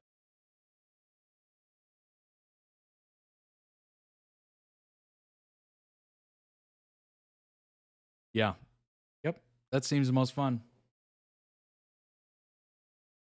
A rundown of everything that happened in season 1 and 2. Kind of get an idea of it. For the past 2 years, we've gone without the dysfunctional family that's Hargreaves. Season 3. I don't know what year. First season of the Umbrella Academy begins with 43 women across the world giving birth at random at the exact same time in 1989. Despite not having a pregnancy beforehand. We meet Reginald, who adopts 7 of the mysteriously born children and trains them to harness their supernatural abilities. Children are numbered from 1 to 7. We already went through their names. A group of children rise to fame and become crime-fighting superheroes.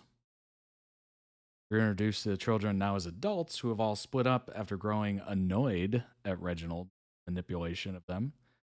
They each lead different lives. Number 5 is missing after teleporting wrongly. Vanya writes a book exposing the secrets of the Umbrella Academy. Klaus turns to substance abuse, haunted by the ghost of Ben.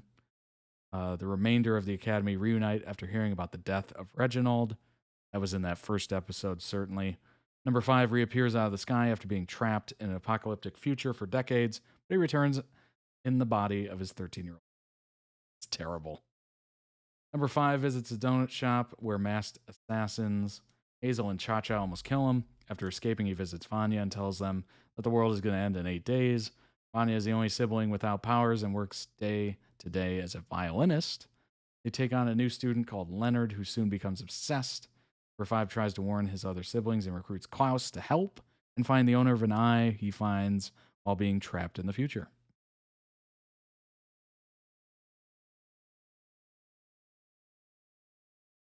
Allison watches surveillance footage of the mansion and sees their android mother poisoning Reginald, and she tells the others. Klaus gets kidnapped. Soon find out why number 5 is being pursued by Hazel and Cha-Cha. During his time in the future, he meets a woman known as the Handler, played by Kate Walsh. 5 begins to work for the Commission and travels through time and assassinates people to ensure the timeline of the universe goes as intended. When he finds a way to return to his siblings, he turns his back on them, which makes him a target. To avoid being eliminated, 5 starts working for the Commission again and intercepts a message to protect Harold. While this is going on, Vanya and Leonard begin to date, but Allison grows suspicious. Leonard convinces Vanya to stop taking their psychiatric medicine, which enables them to use their superpowers. Number 5 returns to the present, gets his siblings together, telling them the key to prevent the apocalypse from happening is finding Harold. Then they actually have to get together and work together and not kill each other. Vanya is Victor. The character is trans, like actor Elliot. Oh, okay.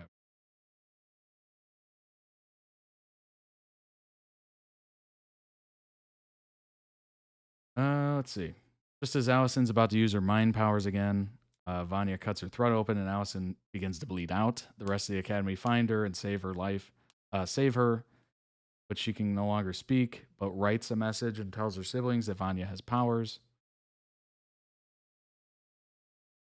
Yeah, because they stopped taking their medication.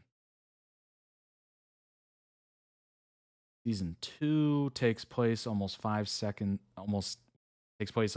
after the first season. In an attempt to save themselves, 5 scatters the siblings across 3 different years from 1960 to 63 in Dallas.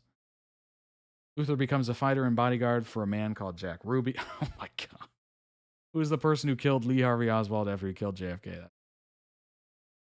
Diego is in a mental facility after he tries to prevent the JFK assassination before it even happened. Allison is a civil rights activist and married. Ross is a cult leader he desperately keeps trying to escape from. With Ben and Vanya works as a nanny on a farm and loses their memory. That's very...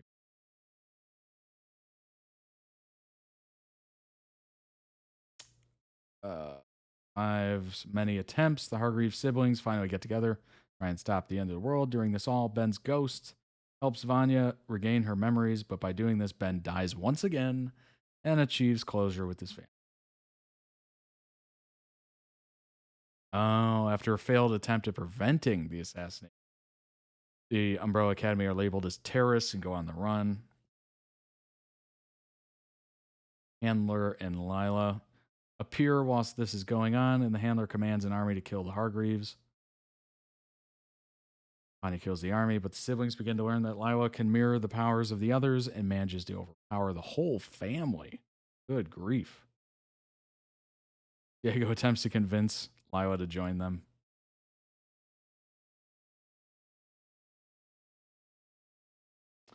Handler uses this time to shoot and kill the siblings. Dang. 5 manages to go back in time by a few seconds and kill the Handler himself. And Lila manages to... Boy, it is good to have 5 around. Otherwise, this would have been a very short show. 5 recovers a time-traveling briefcase to take him and the family back to 2019, and they return. End up at their mansion, but things have changed drastically. Reginald appears to be alive. Shock of the sibling. And they come face to face with Ben, a group of different siblings. Call themselves the Sparrow Academy. I'm dead. That's very funny. That's very funny. Wow.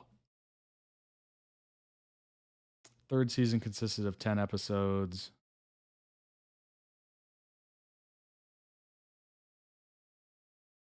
Third season revolves around the Hargreaves siblings returning to 2019 after preventing the apocalypse and finding themselves in a new timeline where their father adopted 7 different children.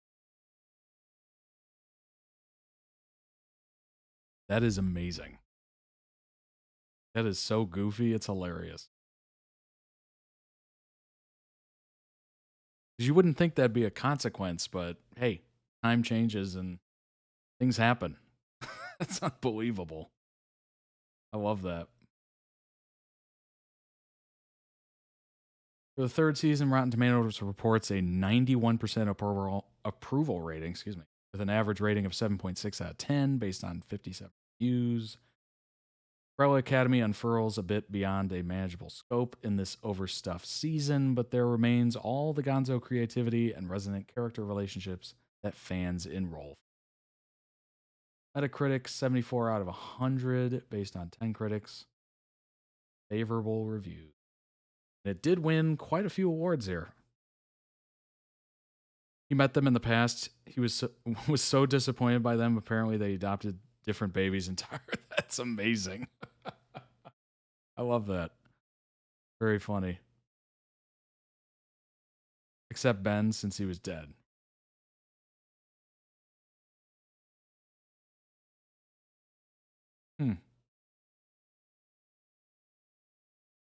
Whilst the series initially had a TV-14 rating for its first two seasons, the maturity rating was increased for the third season, mainly due to an increase in profanity. Gotcha. How many seasons is there? Got a fourth season. Just 4 seasons?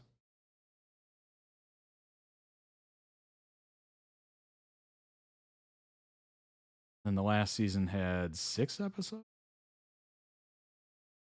Yeah, looks like it.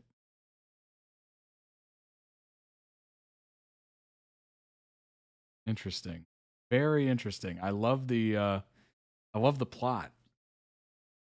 They go back in time and then change everything based on their actions. 4 is out in August and is the last. God. They've run out of comics to adapt. Oh, dang.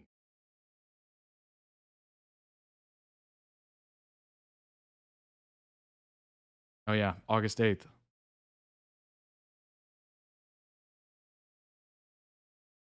Dang, they've been making this for a while. In 2022, it was renewed.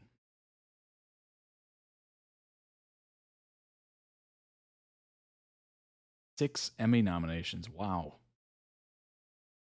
Yeah, I can see it.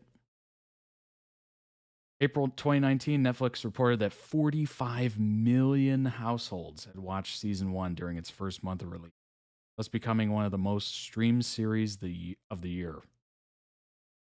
That's huge. That's a lot of households. That is so many. Oh my gosh. That's unbelievable.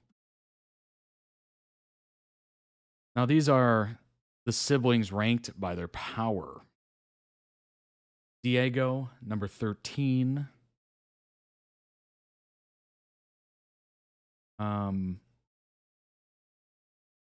May rank second in terms of usefulness, but as amazing as his knife skills may be, they are relatively limited in terms of their adaptability.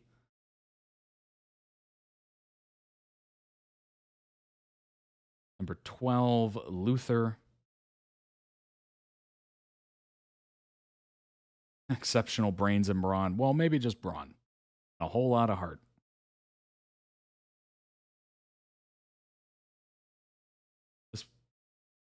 I'm assuming this is just by this author who ranked their powers. You might not agree with it. So if you don't agree with it, put your own ranking in the YouTube comments. Interested to read those. Marcus, number 11.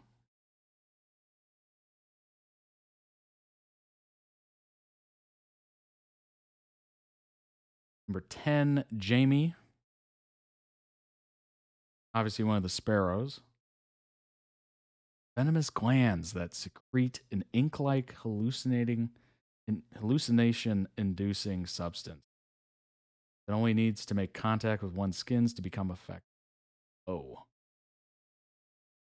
Unclear how much control Jamie has over these illusions, which seem to stem from the victim's subconscious. However, She can witness the events if she pleases, which allows her to gain insights into her opponent's weaknesses. That's kind of interesting. Sloan, the aerialist, seems to be the most kind-hearted sparrow around.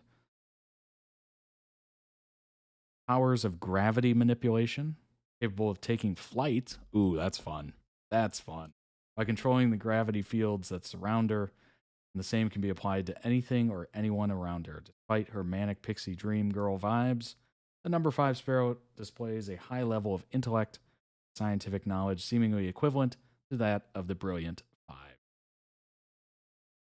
That's kind of fun. I mean, who wouldn't want to fly? Maybe if you're afraid of heights, that wouldn't be great, but that would be pretty interesting. As long as you could fly faster than an airplane. Because that way you could travel and whatnot very easily. You don't have to buy a ticket or anything. Although you would be carrying your luggage. That'd be a little weird. How would you fly with luggage?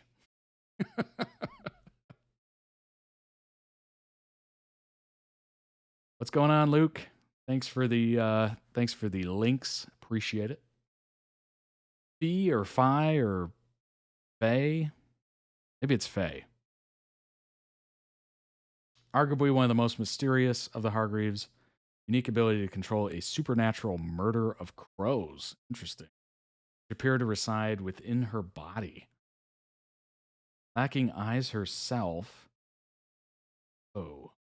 The number 3 sparrow can connect to the minds of her winged companions, controlling their movements and seeing through their eyes. Oh, it's Faye. Okay. That is interesting.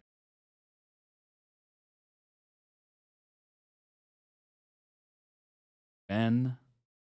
Both Bens technically share the same powers, capable of summoning tentacles that emerge through a portal in their torsos.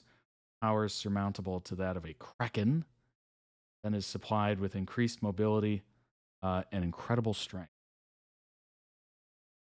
I heard Umbrella Academy and came running. That's funny. Alfonso. Whoa. Alfonso, what's happening? Might not be much of a looker. Okay, that's unnecessary. But luckily, this isn't the episode of The Bachelorette.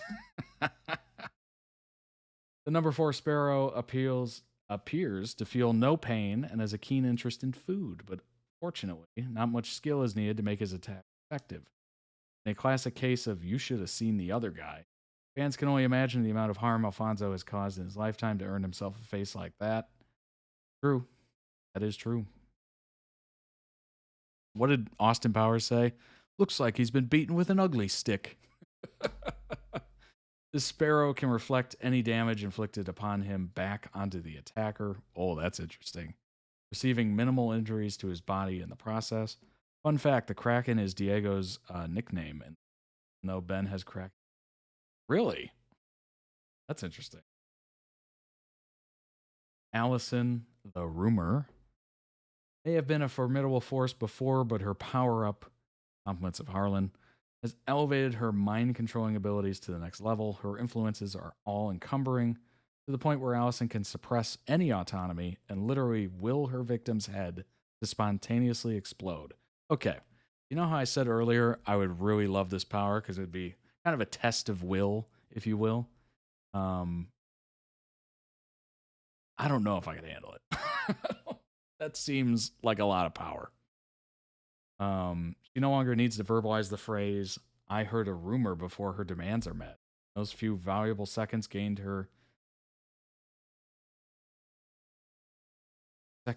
have changed the game significantly. Yeah, absolutely. However, once aware of Allison's powers, the number 3 umbrella is easily disabled. They can defeat her in a fist fight. Diego can breathe underwater without coming back up for air and can hold it indefinitely. Well, that's super handy. Like I said, supervillain Todd Arc. Indeed. Watch me get corrupted in like 1 hour. You can't handle it, hence why she fell victim. Went full supervillain in season 3. Yeah, I'm not surprised. I'm not surprised. Like I said before, it seems very much like the ring in Lord of the Rings. It just corrupts you into Gollum, basically. Precious. Do as I say. Doesn't even have to utter the phrase anymore. That's crazy. Like at that point, you just control the world. Now, could that be fun for like an hour? Yeah, that'd be a lot of fun. But ultimately, yikes. Allison was a fan fave. Now she's the most hated of all because of one season. That's awesome. I do like that. That she could just fall off a cliff of fan appeal. Because she basically just goes super villain. Christopher, after Klaus, Christopher is probably the strangest sibling. What with being a glowing, like chromium cube, reminiscent of MCU's Tesseract. He seems to have little to no weaknesses or soft tissue, but surprisingly only ranked number 7 originals.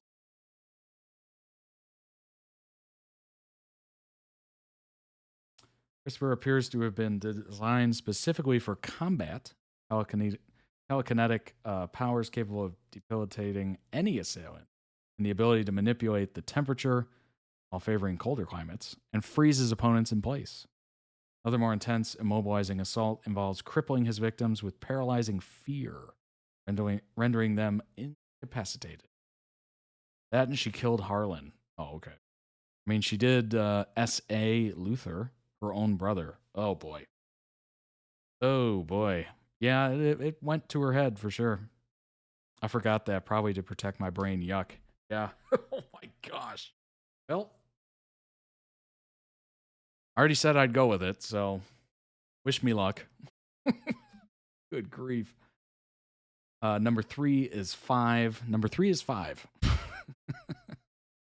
This young man may have an advanced intellect with the ability to teleport and time travel, but it seems that number 5 tends to be at the butt end of most problems than solutions. The boy certainly has an analytic mind superseding most, but his people skills are understandably rusty, making teamwork quite tedious. Regardless of his small stature, 5 is a relatively skilled combatant, uses his teleportation in most advantageous ways. However, each jump requires energy, which is not in a limited supply, often leaving him powerless in the worst possible situation. She lost her daughter, Yes, and her husband from season 2. Victor lost their love. Diego watched her ex shot. Klaus lost his lover in Vietnam. I chose Diego powers for less downsides. What power do you want, Luke? Yeah, I was trying to figure out which one I wanted, and Jace actually selected Diego there. I went with Allison, just to kind of test myself, I guess, to see if I could not get corrupted, or at least last a couple seasons without getting corrupted.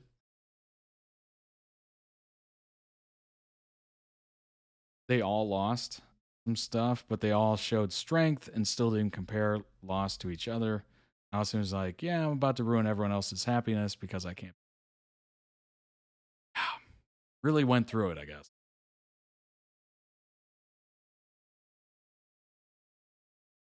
Klaus, the Seance, number 2. Who really knows what Klaus is truly capable of, as it is clear that his power potential has not yet been fully explored. Maybe in season 4. Maybe if Sir Reginald had cared for the children instead of raising them as experiments, Klaus could have developed better coping mechanisms and wouldn't resort to substance abuse, dampening his abilities in the process. Nevertheless, number 4, Umbrella, has eventually tapped into his immortality and spectrokinesis and can unleash an army of spirits to fight in his honor. God, I am just thinking of Lord of the Rings like crazy right now. The army of the dead. Aragorn. Number 1, not surprising, Victor. Umbrella Academy has only touched the tip of the iceberg when it comes to Victor's powers. Obviously, if you can commit or make an apocalypse happen, probably going to be towards the top of the list. Why? Which have been suppressed and feared for most of his life. White Violin's skill set is dependent on sound, but potent enough to obliterate the planet on 3 separate occasions, technically. From matter manipulation, atmokinesis, force field generation, telekinesis, and sound and energy manipulation, there seems to be no stopping number 7, particularly when his emotions run rampant. Victor is the gene Oh, the Jean Grey of Dark Horse Comics. Unstable and omnipotent. What a perfect combination. Jean Grey. I would actually pick Allison's mind control, use it for good, but yeah, the battle of sanity is a problem. Maybe if everyone had powers, Leela's mimic power would be good. I think if I had full control potential reached, I love history, so number 5, jumping through time, but also teleporting away. Indeed. It seems pretty nice that you can teleport away if you're ever in like a sticky situation or like a bad situation, or you just get bored. That's always nice. Imagine being, somewhere, you enjoy it, and then you just get bored and you go somewhere else.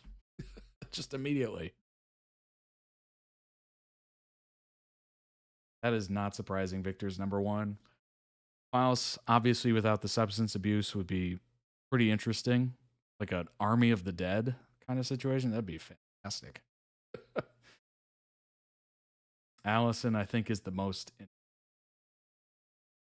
trying to remain sane, not going crazy. Supervillain. I think that internal struggle would be something interesting. For sure. Let's go ahead and jump to the last video of the day and the week. Buck and Tommy changed from 1. Let's go ahead and bring this up. One power I wouldn't pick is Klaus. Yes, I won't be able to die because he's immortal, but I'd have to watch my loved ones die. Oh, yeah. Having to see the dead pop out of nowhere. Have to pass. Yeah, that would be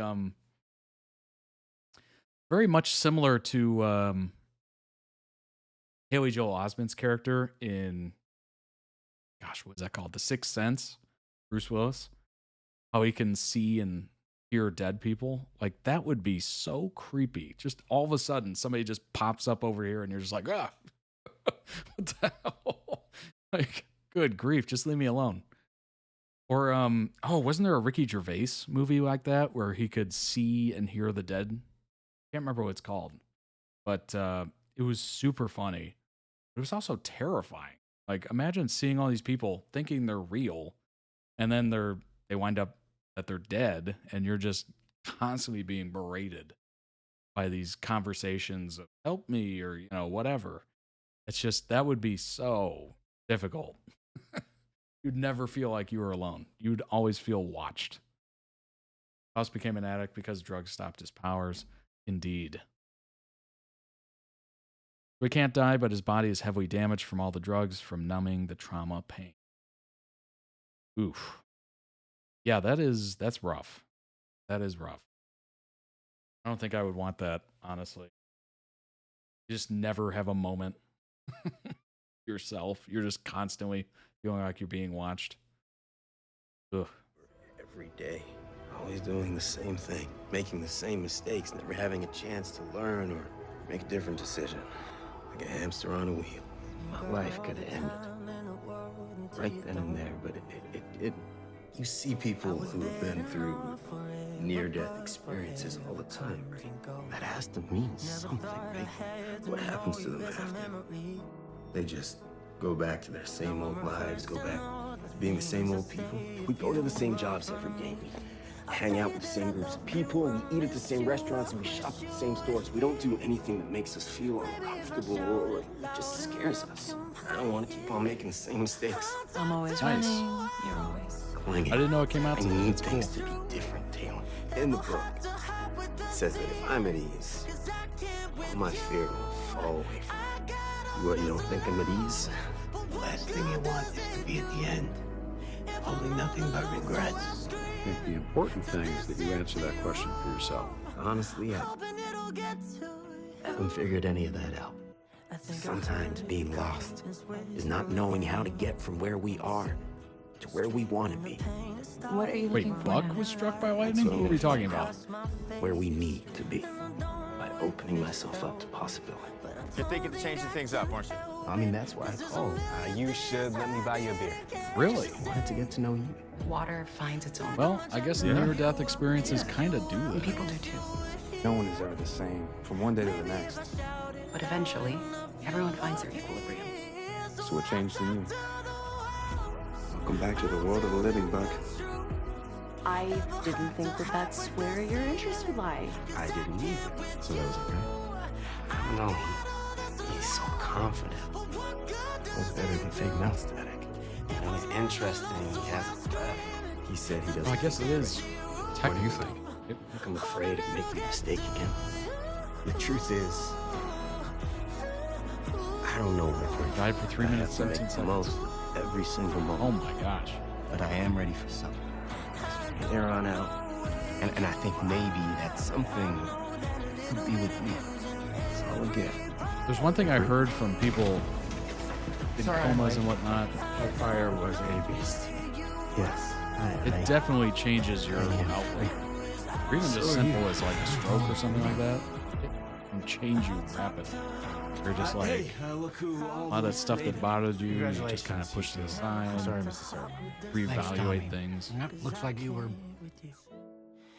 busy. Well,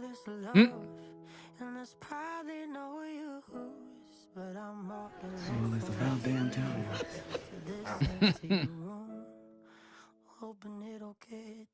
She said it's about damn time. Eddie's CPR got him back. Oh my god. Well, kudos to Eddie for doing that. Gosh, that must have been tragic to watch that season 6. Let's go ahead and pull up some information. Link down below for that edit in the YouTube description. We'll throw out some love. Check out their other videos. Maybe they have something of else, of interest that you might enjoy as well. Let's go ahead and bring up some articles. So I was kind of confused about the whole Bi storyline because I only had seen 3 episodes of the show. So I didn't really catch a lot of that. So these are going to kind of go over the timeline and the kind of very obvious steps towards it.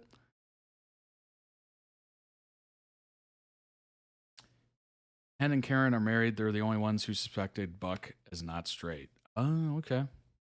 911's Oliver Stark says Buck's first meeting with Eddie had an element of Bi confusion. You know what? I'm going to make this a little bigger so it's easier for all of us to read. Even 911's Oliver Stark has to agree that his character, Evan Buck, first meeting with Ryan Guzman's Eddie Diaz had some, let's just say, more than platonic undertones. I think that's, quoting Stark now, I think that's probably quite a wise way to look at it. Eddie and Ryan, who plays him, is obviously an attractive man, so I can see that. Stark was referring to the first episode of season 2, when Eddie first joins the 118 Firehouse, much to Buck's chagrin. As Buck is alerted to the new member of his team, he turns around slowly to see Eddie shirtless. As Salt and Peppa's "What a Man, what a Man, what a Man, what a God, mighty cool man" plays in the background. That was so bad it won't get copyrighted. It's a moment that many feel was the first sign of Buck's bisexuality and the beginning of a fan favorite relationship, lovingly referred to as buddy. Oh, that's smart. I love these ship names. They're usually pretty ingenious. That fans have been hoping will turn romantic ever since. The introduction of Eddie's character is literally Buck turning in slow motion, and What a Man is the soundtrack that's playing. I mean, that's pretty obvious, isn't it? So knowing that, yes, it seems extremely obvious. Ryan, who plays Eddie, picked the name Buddy. Oh, okay. Wow. Okay. Dang. So I think if we look back at that moment, yes, there's definitely an element of undertone to it. And then not knowing how to deal and process those feelings, he clearly sectioned it off into some kind of jealousy, insecurity about himself. Stark noted, however, that there was also other factors at play when it came to the pair's initial tension. Buck was the young, gung-ho action hero who could do everything. Then all of a sudden there was Eddie, who could do everything he could, but also as a single father and an Army veteran, and was all these cool things. The twosome, of course, have grown into best of friends throughout the past 6 seasons, but Stark admitted that playing into Buck's insecurities over Eddie had its upsides too. It was fun to play because obviously I was having those feelings of like, who the hell is this new guy on the show? Buck recently came out as bi during 911's 100th episode after experiencing his first same-sex kiss with LAFD helicopter pilot Tommy, played by Lou Ferrigno Jr. So yeah, they have supported the fans. That's amazing. Although Buck's focus seems to be Tommy for now, the pair even have plans to attend Buck's sister's Maddie's Chimney's wedding in the upcoming May 2nd episode. Buck's desperation for Eddie's attention has raised eyebrows about where Buck's true attraction lies. Stark, for his part, is open to the BFFs taking things to the next level. You know, there's obviously stuff there, and there's a chemistry between us. Yeah, if it goes there, then I think it would be something I would do. What happens, of course, also depends on Eddie's character, who as of season 7 still has only dated women. Stark says it's a fine line when wanting to tell queer storylines the right way. I think you have to tread carefully because I don't want to tell this story where a guy comes out and now all his male friends are like, "Aw, what, you got a crush on me?" Question mark, he explained. Like, I want to be careful with telling that story.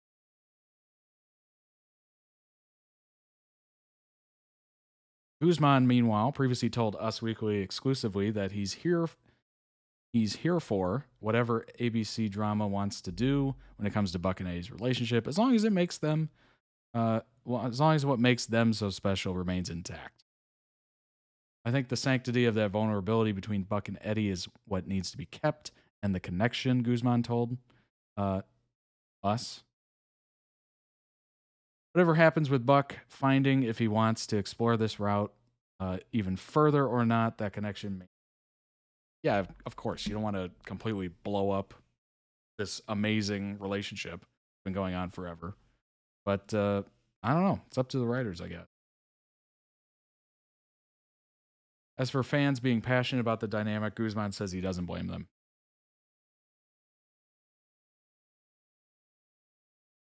The duo mirrored each other a lot of ways when Guzman first joined the cast.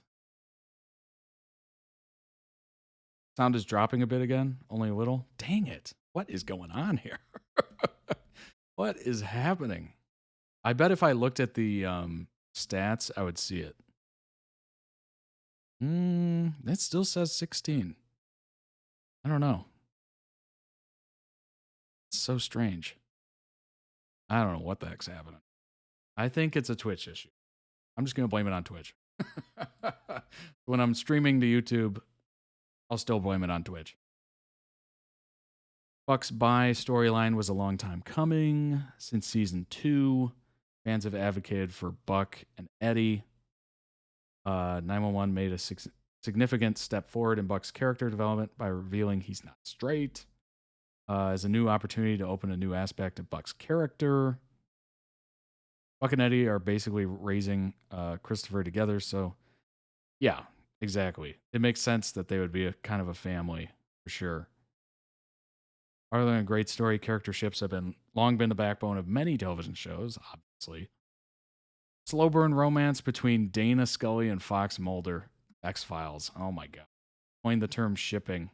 And Supernatural's Dean and Castiel is one of the most popular relationships that never came to be. It started back with Dana and Fox Mulder. Are you serious? Although, yeah, I kind of get that. They were basically hinting at it for the longest time.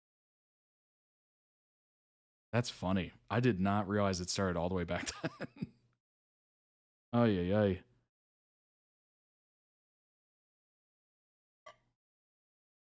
Affectionately called Buddy, has been building itself up since the second season of the series, with 911 Season 7 finally delivering.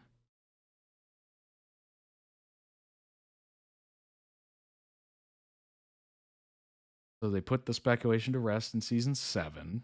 What else? 911 was previously accused of queerbaiting. Fans took issue with 911 only teasing Buck and Eddie. Interesting. Buck can finally escape his cycle of relationship setbacks. He's stuck on a ladder of self-improvement, constantly taking 2 steps up and being knocked down 4 steps.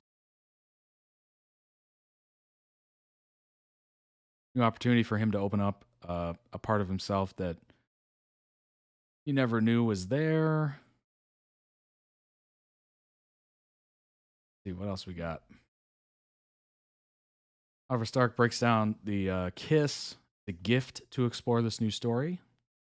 So says Oliver Stark. When the first responder drama debuted in 2018, Stark's character Buck was introduced as a womanizing sex addict. Yes. I think that's what I said. Like in that first couple episodes, you just see him as like this womanizer.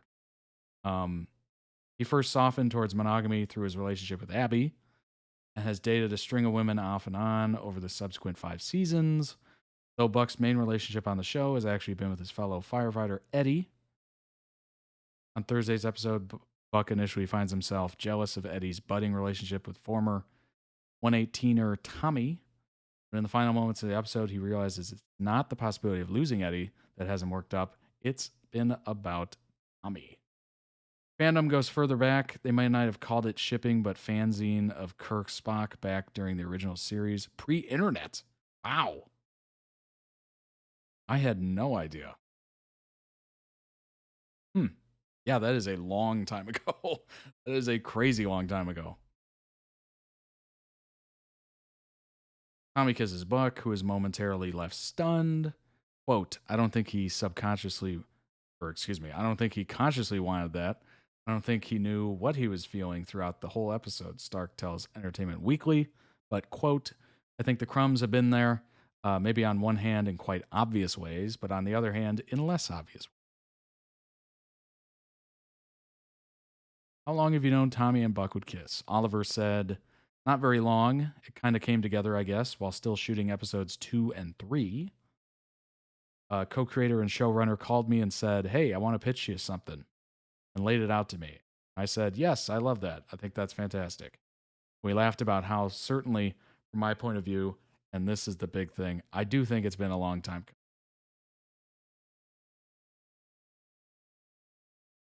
Tommy leaving the 118 made the space that Buck... Okay. How so? This is Oliver talking. I do feel like there have been moments in the show that have led up to this for a long time. For a long, long time, in fact. I think it's been seasons and seasons in the making, so it's really nice to see it officially come to fruition. I think the crumbs have been there, maybe on one hand in quite obvious ways, but on the other hand, less obvious ways, of just searching, of trying to... There was obviously something that wasn't clicking in Buck's personality, his openness with himself, his acceptance of himself. It felt to me like there was something beneath the surface, right? Because we've seen him latch onto these different personalities or different relationships over the years, and that, to me, is a sign of not being quite okay with yourself. So I think that was a big driving force in it for me. Had you been playing scenes in previous seasons with that in mind? I don't think at the time, this is Oliver talking, I don't think at the time, looking back, it was conscious, but there are certainly moments. The first one that sticks out to me, if I go back to season 1, there's a scene, it's the tapeworm emergency and the way Buck kind of connecting with this guy. I think there have been hints that weren't intentional, but I think do create pieces of this journey for me. What's kind of crazy is that this season I did decide if there's an opportunity, I think I want to start leaning more heavily into that. I hadn't had that conversation with Tim, though, the showrunner, co-creator. So when Tim then brought this storyline to me, I was like, well, guess what? I totally think this is the right decision, and I'm all for it.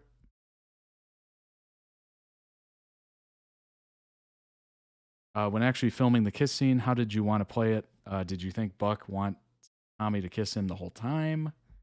I don't think this is Oliver talking again, quote, I don't think he consciously wanted that. I don't think he knew what he was feeling throughout the whole episode. In fact, I don't think he knows quite who he's jealous of and what is he jealous of. I don't think any of the feelings that he has throughout the entire episode are consciously being processed in his head. He just knows he's feeling something. It feels strong. So in that last scene, I don't think he's thinking, kiss me, kiss me, kiss me, or anything like that. And honestly, I didn't quite know what the moment would feel like from a character perspective until we did it. It felt very emotional. I feel very emotional when I watch it because it feels like this release. The pressure valve has been lifted, and it's like, this is something that I've been looking for. It was quite cathartic, and I think very liberating. So where's Buck go from here? I mean, we're only a couple episodes ahead of this at the moment. I don't know too much except that this next episode follows what I believe is quite a natural progression. Certainly for somebody finding this in their 30s, they'd be questioning, right? What does this mean? Who am I? What about all these things that I thought to be true of myself? And then there's some reckoning to deal with in the next episode, and then leaning on the people that are closest to him and finding the right moments to open up and how much to share. And then in typical 911 fashion, having his family support him and make him feel the best version of him. You feel any pressure taking on the task of telling a queer story on network TV in a time where LGBTQ plus is still clamoring for increased representation on screen? This is Oliver talking. I think there's a responsibility to tell the story the right way. And for me, it's a balancing act between telling a queer love story, but also just telling a love story. Not always needing to focus on the fact that it is a queer love story. About finding that balance between wanting to highlight it, also not wanting to differentiate it from what the media in the past may have seen as normal. And just telling it as a story that is one of happiness and joy, and just focusing on the emotions and the human beings at the center of it. It's been a really nice gift, the opportunity to delve into the storyline, to be involved in telling it, feel very proud of the work, and just to be a part of it. Well, there you go. That is words from Oliver Stark, who plays Buck, about the changes. Or changed, I think was the title of the video. But changes makes more grammatical sense, so we're going to say changes. Very interesting. Obviously, you can see it, the breadcrumbs throughout, which obviously I hadn't seen before, because I've only seen 3 episodes, and this happened apparently a little after that. So very interesting. Obviously, apparently they needed a different network to be able to do this, which is what it is, and it's certainly a gift that another network was willing to give this show a chance. I wonder how that went about. Like, Fox was just like, we're done with this show. And then ABC is just like, we'll pick it up. Like, I don't know if that happens a lot. Like, big dramas being dropped by one and then picked up by a rival. Obviously, I'm aware of, like, network shows being dropped. And then, like, Netflix picks them up or something like that. Like, streaming service. But I don't know too many shows that get dropped and then other networks. Fox said the episodes were too expensive despite being their biggest hit. That's interesting. That's odd because you would think it wouldn't be too expensive. I mean, it's literally just a set. You know, you could make the firehouse and the police station and all that stuff just set pieces. And you just need, you know, a running vehicle for all of them, and maybe it was like car crashes or something. Maybe that does get expensive. Ratings have gone crazy this season. Live and rewatch, it beat the basketball this past March. That's amazing. Holy cow. Yeah. Wow. What a fumble. What a fumble by Fox. Some of the crazy accidents cost a lot. Yeah, that makes sense. That makes sense. Well, hey, Fox's loss, ABC's win, I suppose. But yeah, that was very interesting. Good to see the crumbs that apparently I missed. Makes a heck of a lot more sense now. It's almost like a duh thing. They've destroyed at least 4 fire trucks along the way. Oh my gosh. Yeah, that could get expensive. I'm assuming fire trucks are what? Over 100 grand? I have no idea the price of a fire truck, but I'm assuming it's over 100,000. Just because of all the stuff on it. And certainly the fact that it's basically a custom vehicle. I don't know what you would build it on other than like a semi chassis or something. I don't know. But yes, that is the last video of the day and week. I hope you've had a wonderful week here enjoying these reactions. It's been fantastic. Hopefully the sound issues are not there when I try to export this or download this to YouTube. If they are, I'm going to guide you all to Twitch, and it's real easy to watch. Hopefully there isn't too much in the way of muted audio. Twitch does do that. If they notice any sort of potential copyright audio, they'll just mute that section of it automatically, which is kind of interesting. They don't exactly have like revenue sharing or just giving ad revenue to whoever and just leaving the audio. which is kind of a downside of it. But I will say this, they typically don't block your live stream because of it. Whereas if I'm doing a video or stream on YouTube and part of that is blocked, they will literally just take down the live stream. So that is one thing that's kind of weird. Depends on the type of truck, usually between 200,000 up to 750,000 US dollars. Oh my gosh. That's a lot of money. That's a lot of money. Okay, I get it. It's the last week of 4 reaction streams too, end of an era. Indeed, it is. We started off basically as a race. Welcome, Rocco Kitty. Glad you're here. Also on the pathway to becoming a Twitch affiliate, apparently. Like, very close. I don't know what that means, but I got a notification about it. So, okay. End of an era, start of a new. Indeed. Aerial truck can go up to $1 million. Oh my gosh. Yeah, that's a bit of a budget killer for sure. Crashing those or destroying those. But yes, end of an era. I do want to talk about that for a short second here. This entire time I have been catching up on YouTube video requests because of passing of my father. October, I took some time off, understandably. And that got myself quite behind in requests. So I've been catching up, doing 5 requests 4 times a week the last couple weeks. But we've made it. We're now doing June reactions in June, which is super cool. We're going to be shifting over to the official schedule, which can change depending on the amount of YouTube videos requested. It could go up to 3 times a week. It could go up to 4 times a week again. Just depends on the amount of people that sign up and request videos on the website, toddreacts.com. But for now, should be about 2 times a week. I'm expecting 2 times a week, Monday, Wednesday, for the first 3 weeks of the month. And then on the 4th week, it'll be probably 1 stream that week. So we'll judge it accordingly. Maybe we do more streams a week if we get more requests. Or maybe we just make those streams a little bit longer on Monday. I don't think that's a bad idea.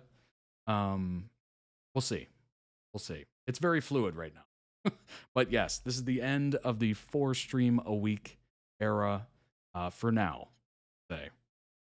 But I'm very looking forward to it. Next week, we will be live on YouTube, Todd Reacts channel, first time ever, and also live on Twitch. Hopefully the technology agrees with me and we don't have any issues. But so far, I've been doing that with the gaming channel and Twitch, and it seems to be working just fine. I guess we'll see. So looking forward to Monday. I hope you are as well. Regardless, Monday will be the first day of the YouTube streaming. Very interesting. Looking forward to it. I have no idea what that will do to the algorithm if I very rarely upload videos and I'm just live streams. I have no idea. But channel memberships become a thing. Currently have a channel member right now. What that means is in the chat on YouTube, you'll have a little icon next to you, and it'll change colors with the amount of straight months you've been a member, and obviously all the way leading up to the brand color. People will know that you're a member. And there will be some perks coming as well. I just haven't formalized them yet. But I got some ideas. I always have ideas working up here. So should be fun. Should be interesting. Go ahead and check out the merch dropped on June 1st, the summer collection. Ships worldwide. Members of the website save 15% on every order. Follow the Twitch channel if you're watching on Twitch and you enjoy it on Twitch. Go ahead and follow. Subscribe to the Todd Reacts channel. Subscribe to Todd Reacts Plays if you're into video game content, as we live stream video games there. We're going to be voting today, starting today, on which game to play next. It'll be a full playthrough. Or if it's not a playthrough, we'll just start playing whatever. I think somebody said Rainbow Six Siege, which to me, I've seen some gameplay of it. That looks like I'm going to be terrible at it for at least a while. But a little bit of a learning curve there. Go ahead and join the Discord. It's free and available. We're up to, I think, 80 members. Maybe somebody joined during stream. I'm not exactly sure. I haven't checked it. But hoping to get to 100 at least. Honestly, hoping to get it to, I don't know, 1,000. That'd be super cool. More people to talk, discuss about topics and whatnot. More opinions. It just makes it way more cool, fun. And you get notifications, like live notifications. If a stream is ever delayed, 80 members right now. Thank you, Jace. If a stream is ever delayed or I need to cancel a stream for whatever reason or move it to a different day, you'll be the first to know in the Discord. And if you just want to talk, certainly open to it. Or, if you have anything else you want to talk about that's not listed there. Like we just made a channel during stream. Which one is it? Oh, Critical Role. We just made a Critical Role discussion board. So if you want to talk about Critical Role or D&D or anything, anything, honestly. You can request whatever channel you want. You can do that. Made a Critical Role and D&D one. Nice. Excellent. So if you're into either of those, go ahead and join. It's free. It's easy. There is a little bit of a learning curve, I will say that, to Discord. But you do get over it kind of fast. It's not too difficult. Very, very easy to use. But yeah, I think that's about everything I had in mind. Luke and Jace can chat a lot about Doctor Who, indeed. That Zenunu channel, oh my gosh, that place is burning up. I think that's about it. If you want to request your own videos and you like what you saw today and you want your own on stream, go ahead and join the season or series tiers. If you just want to watch the longer form content, join the episode tier and enjoy that content. There's going to be a lot more of it coming. So be on the lookout for that. If you're looking for a sneak peek into what's available, go ahead and check out the sneak peek page on toddreacts.com. I shall see you all next week. I hope you have a wonderful weekend. Stay safe. Go out there, explore a little bit, do something interesting. Report about it in the Discord. We have a little adventure channel. Write about it, whatever you do this weekend. But yeah, I hope you all have a wonderful time.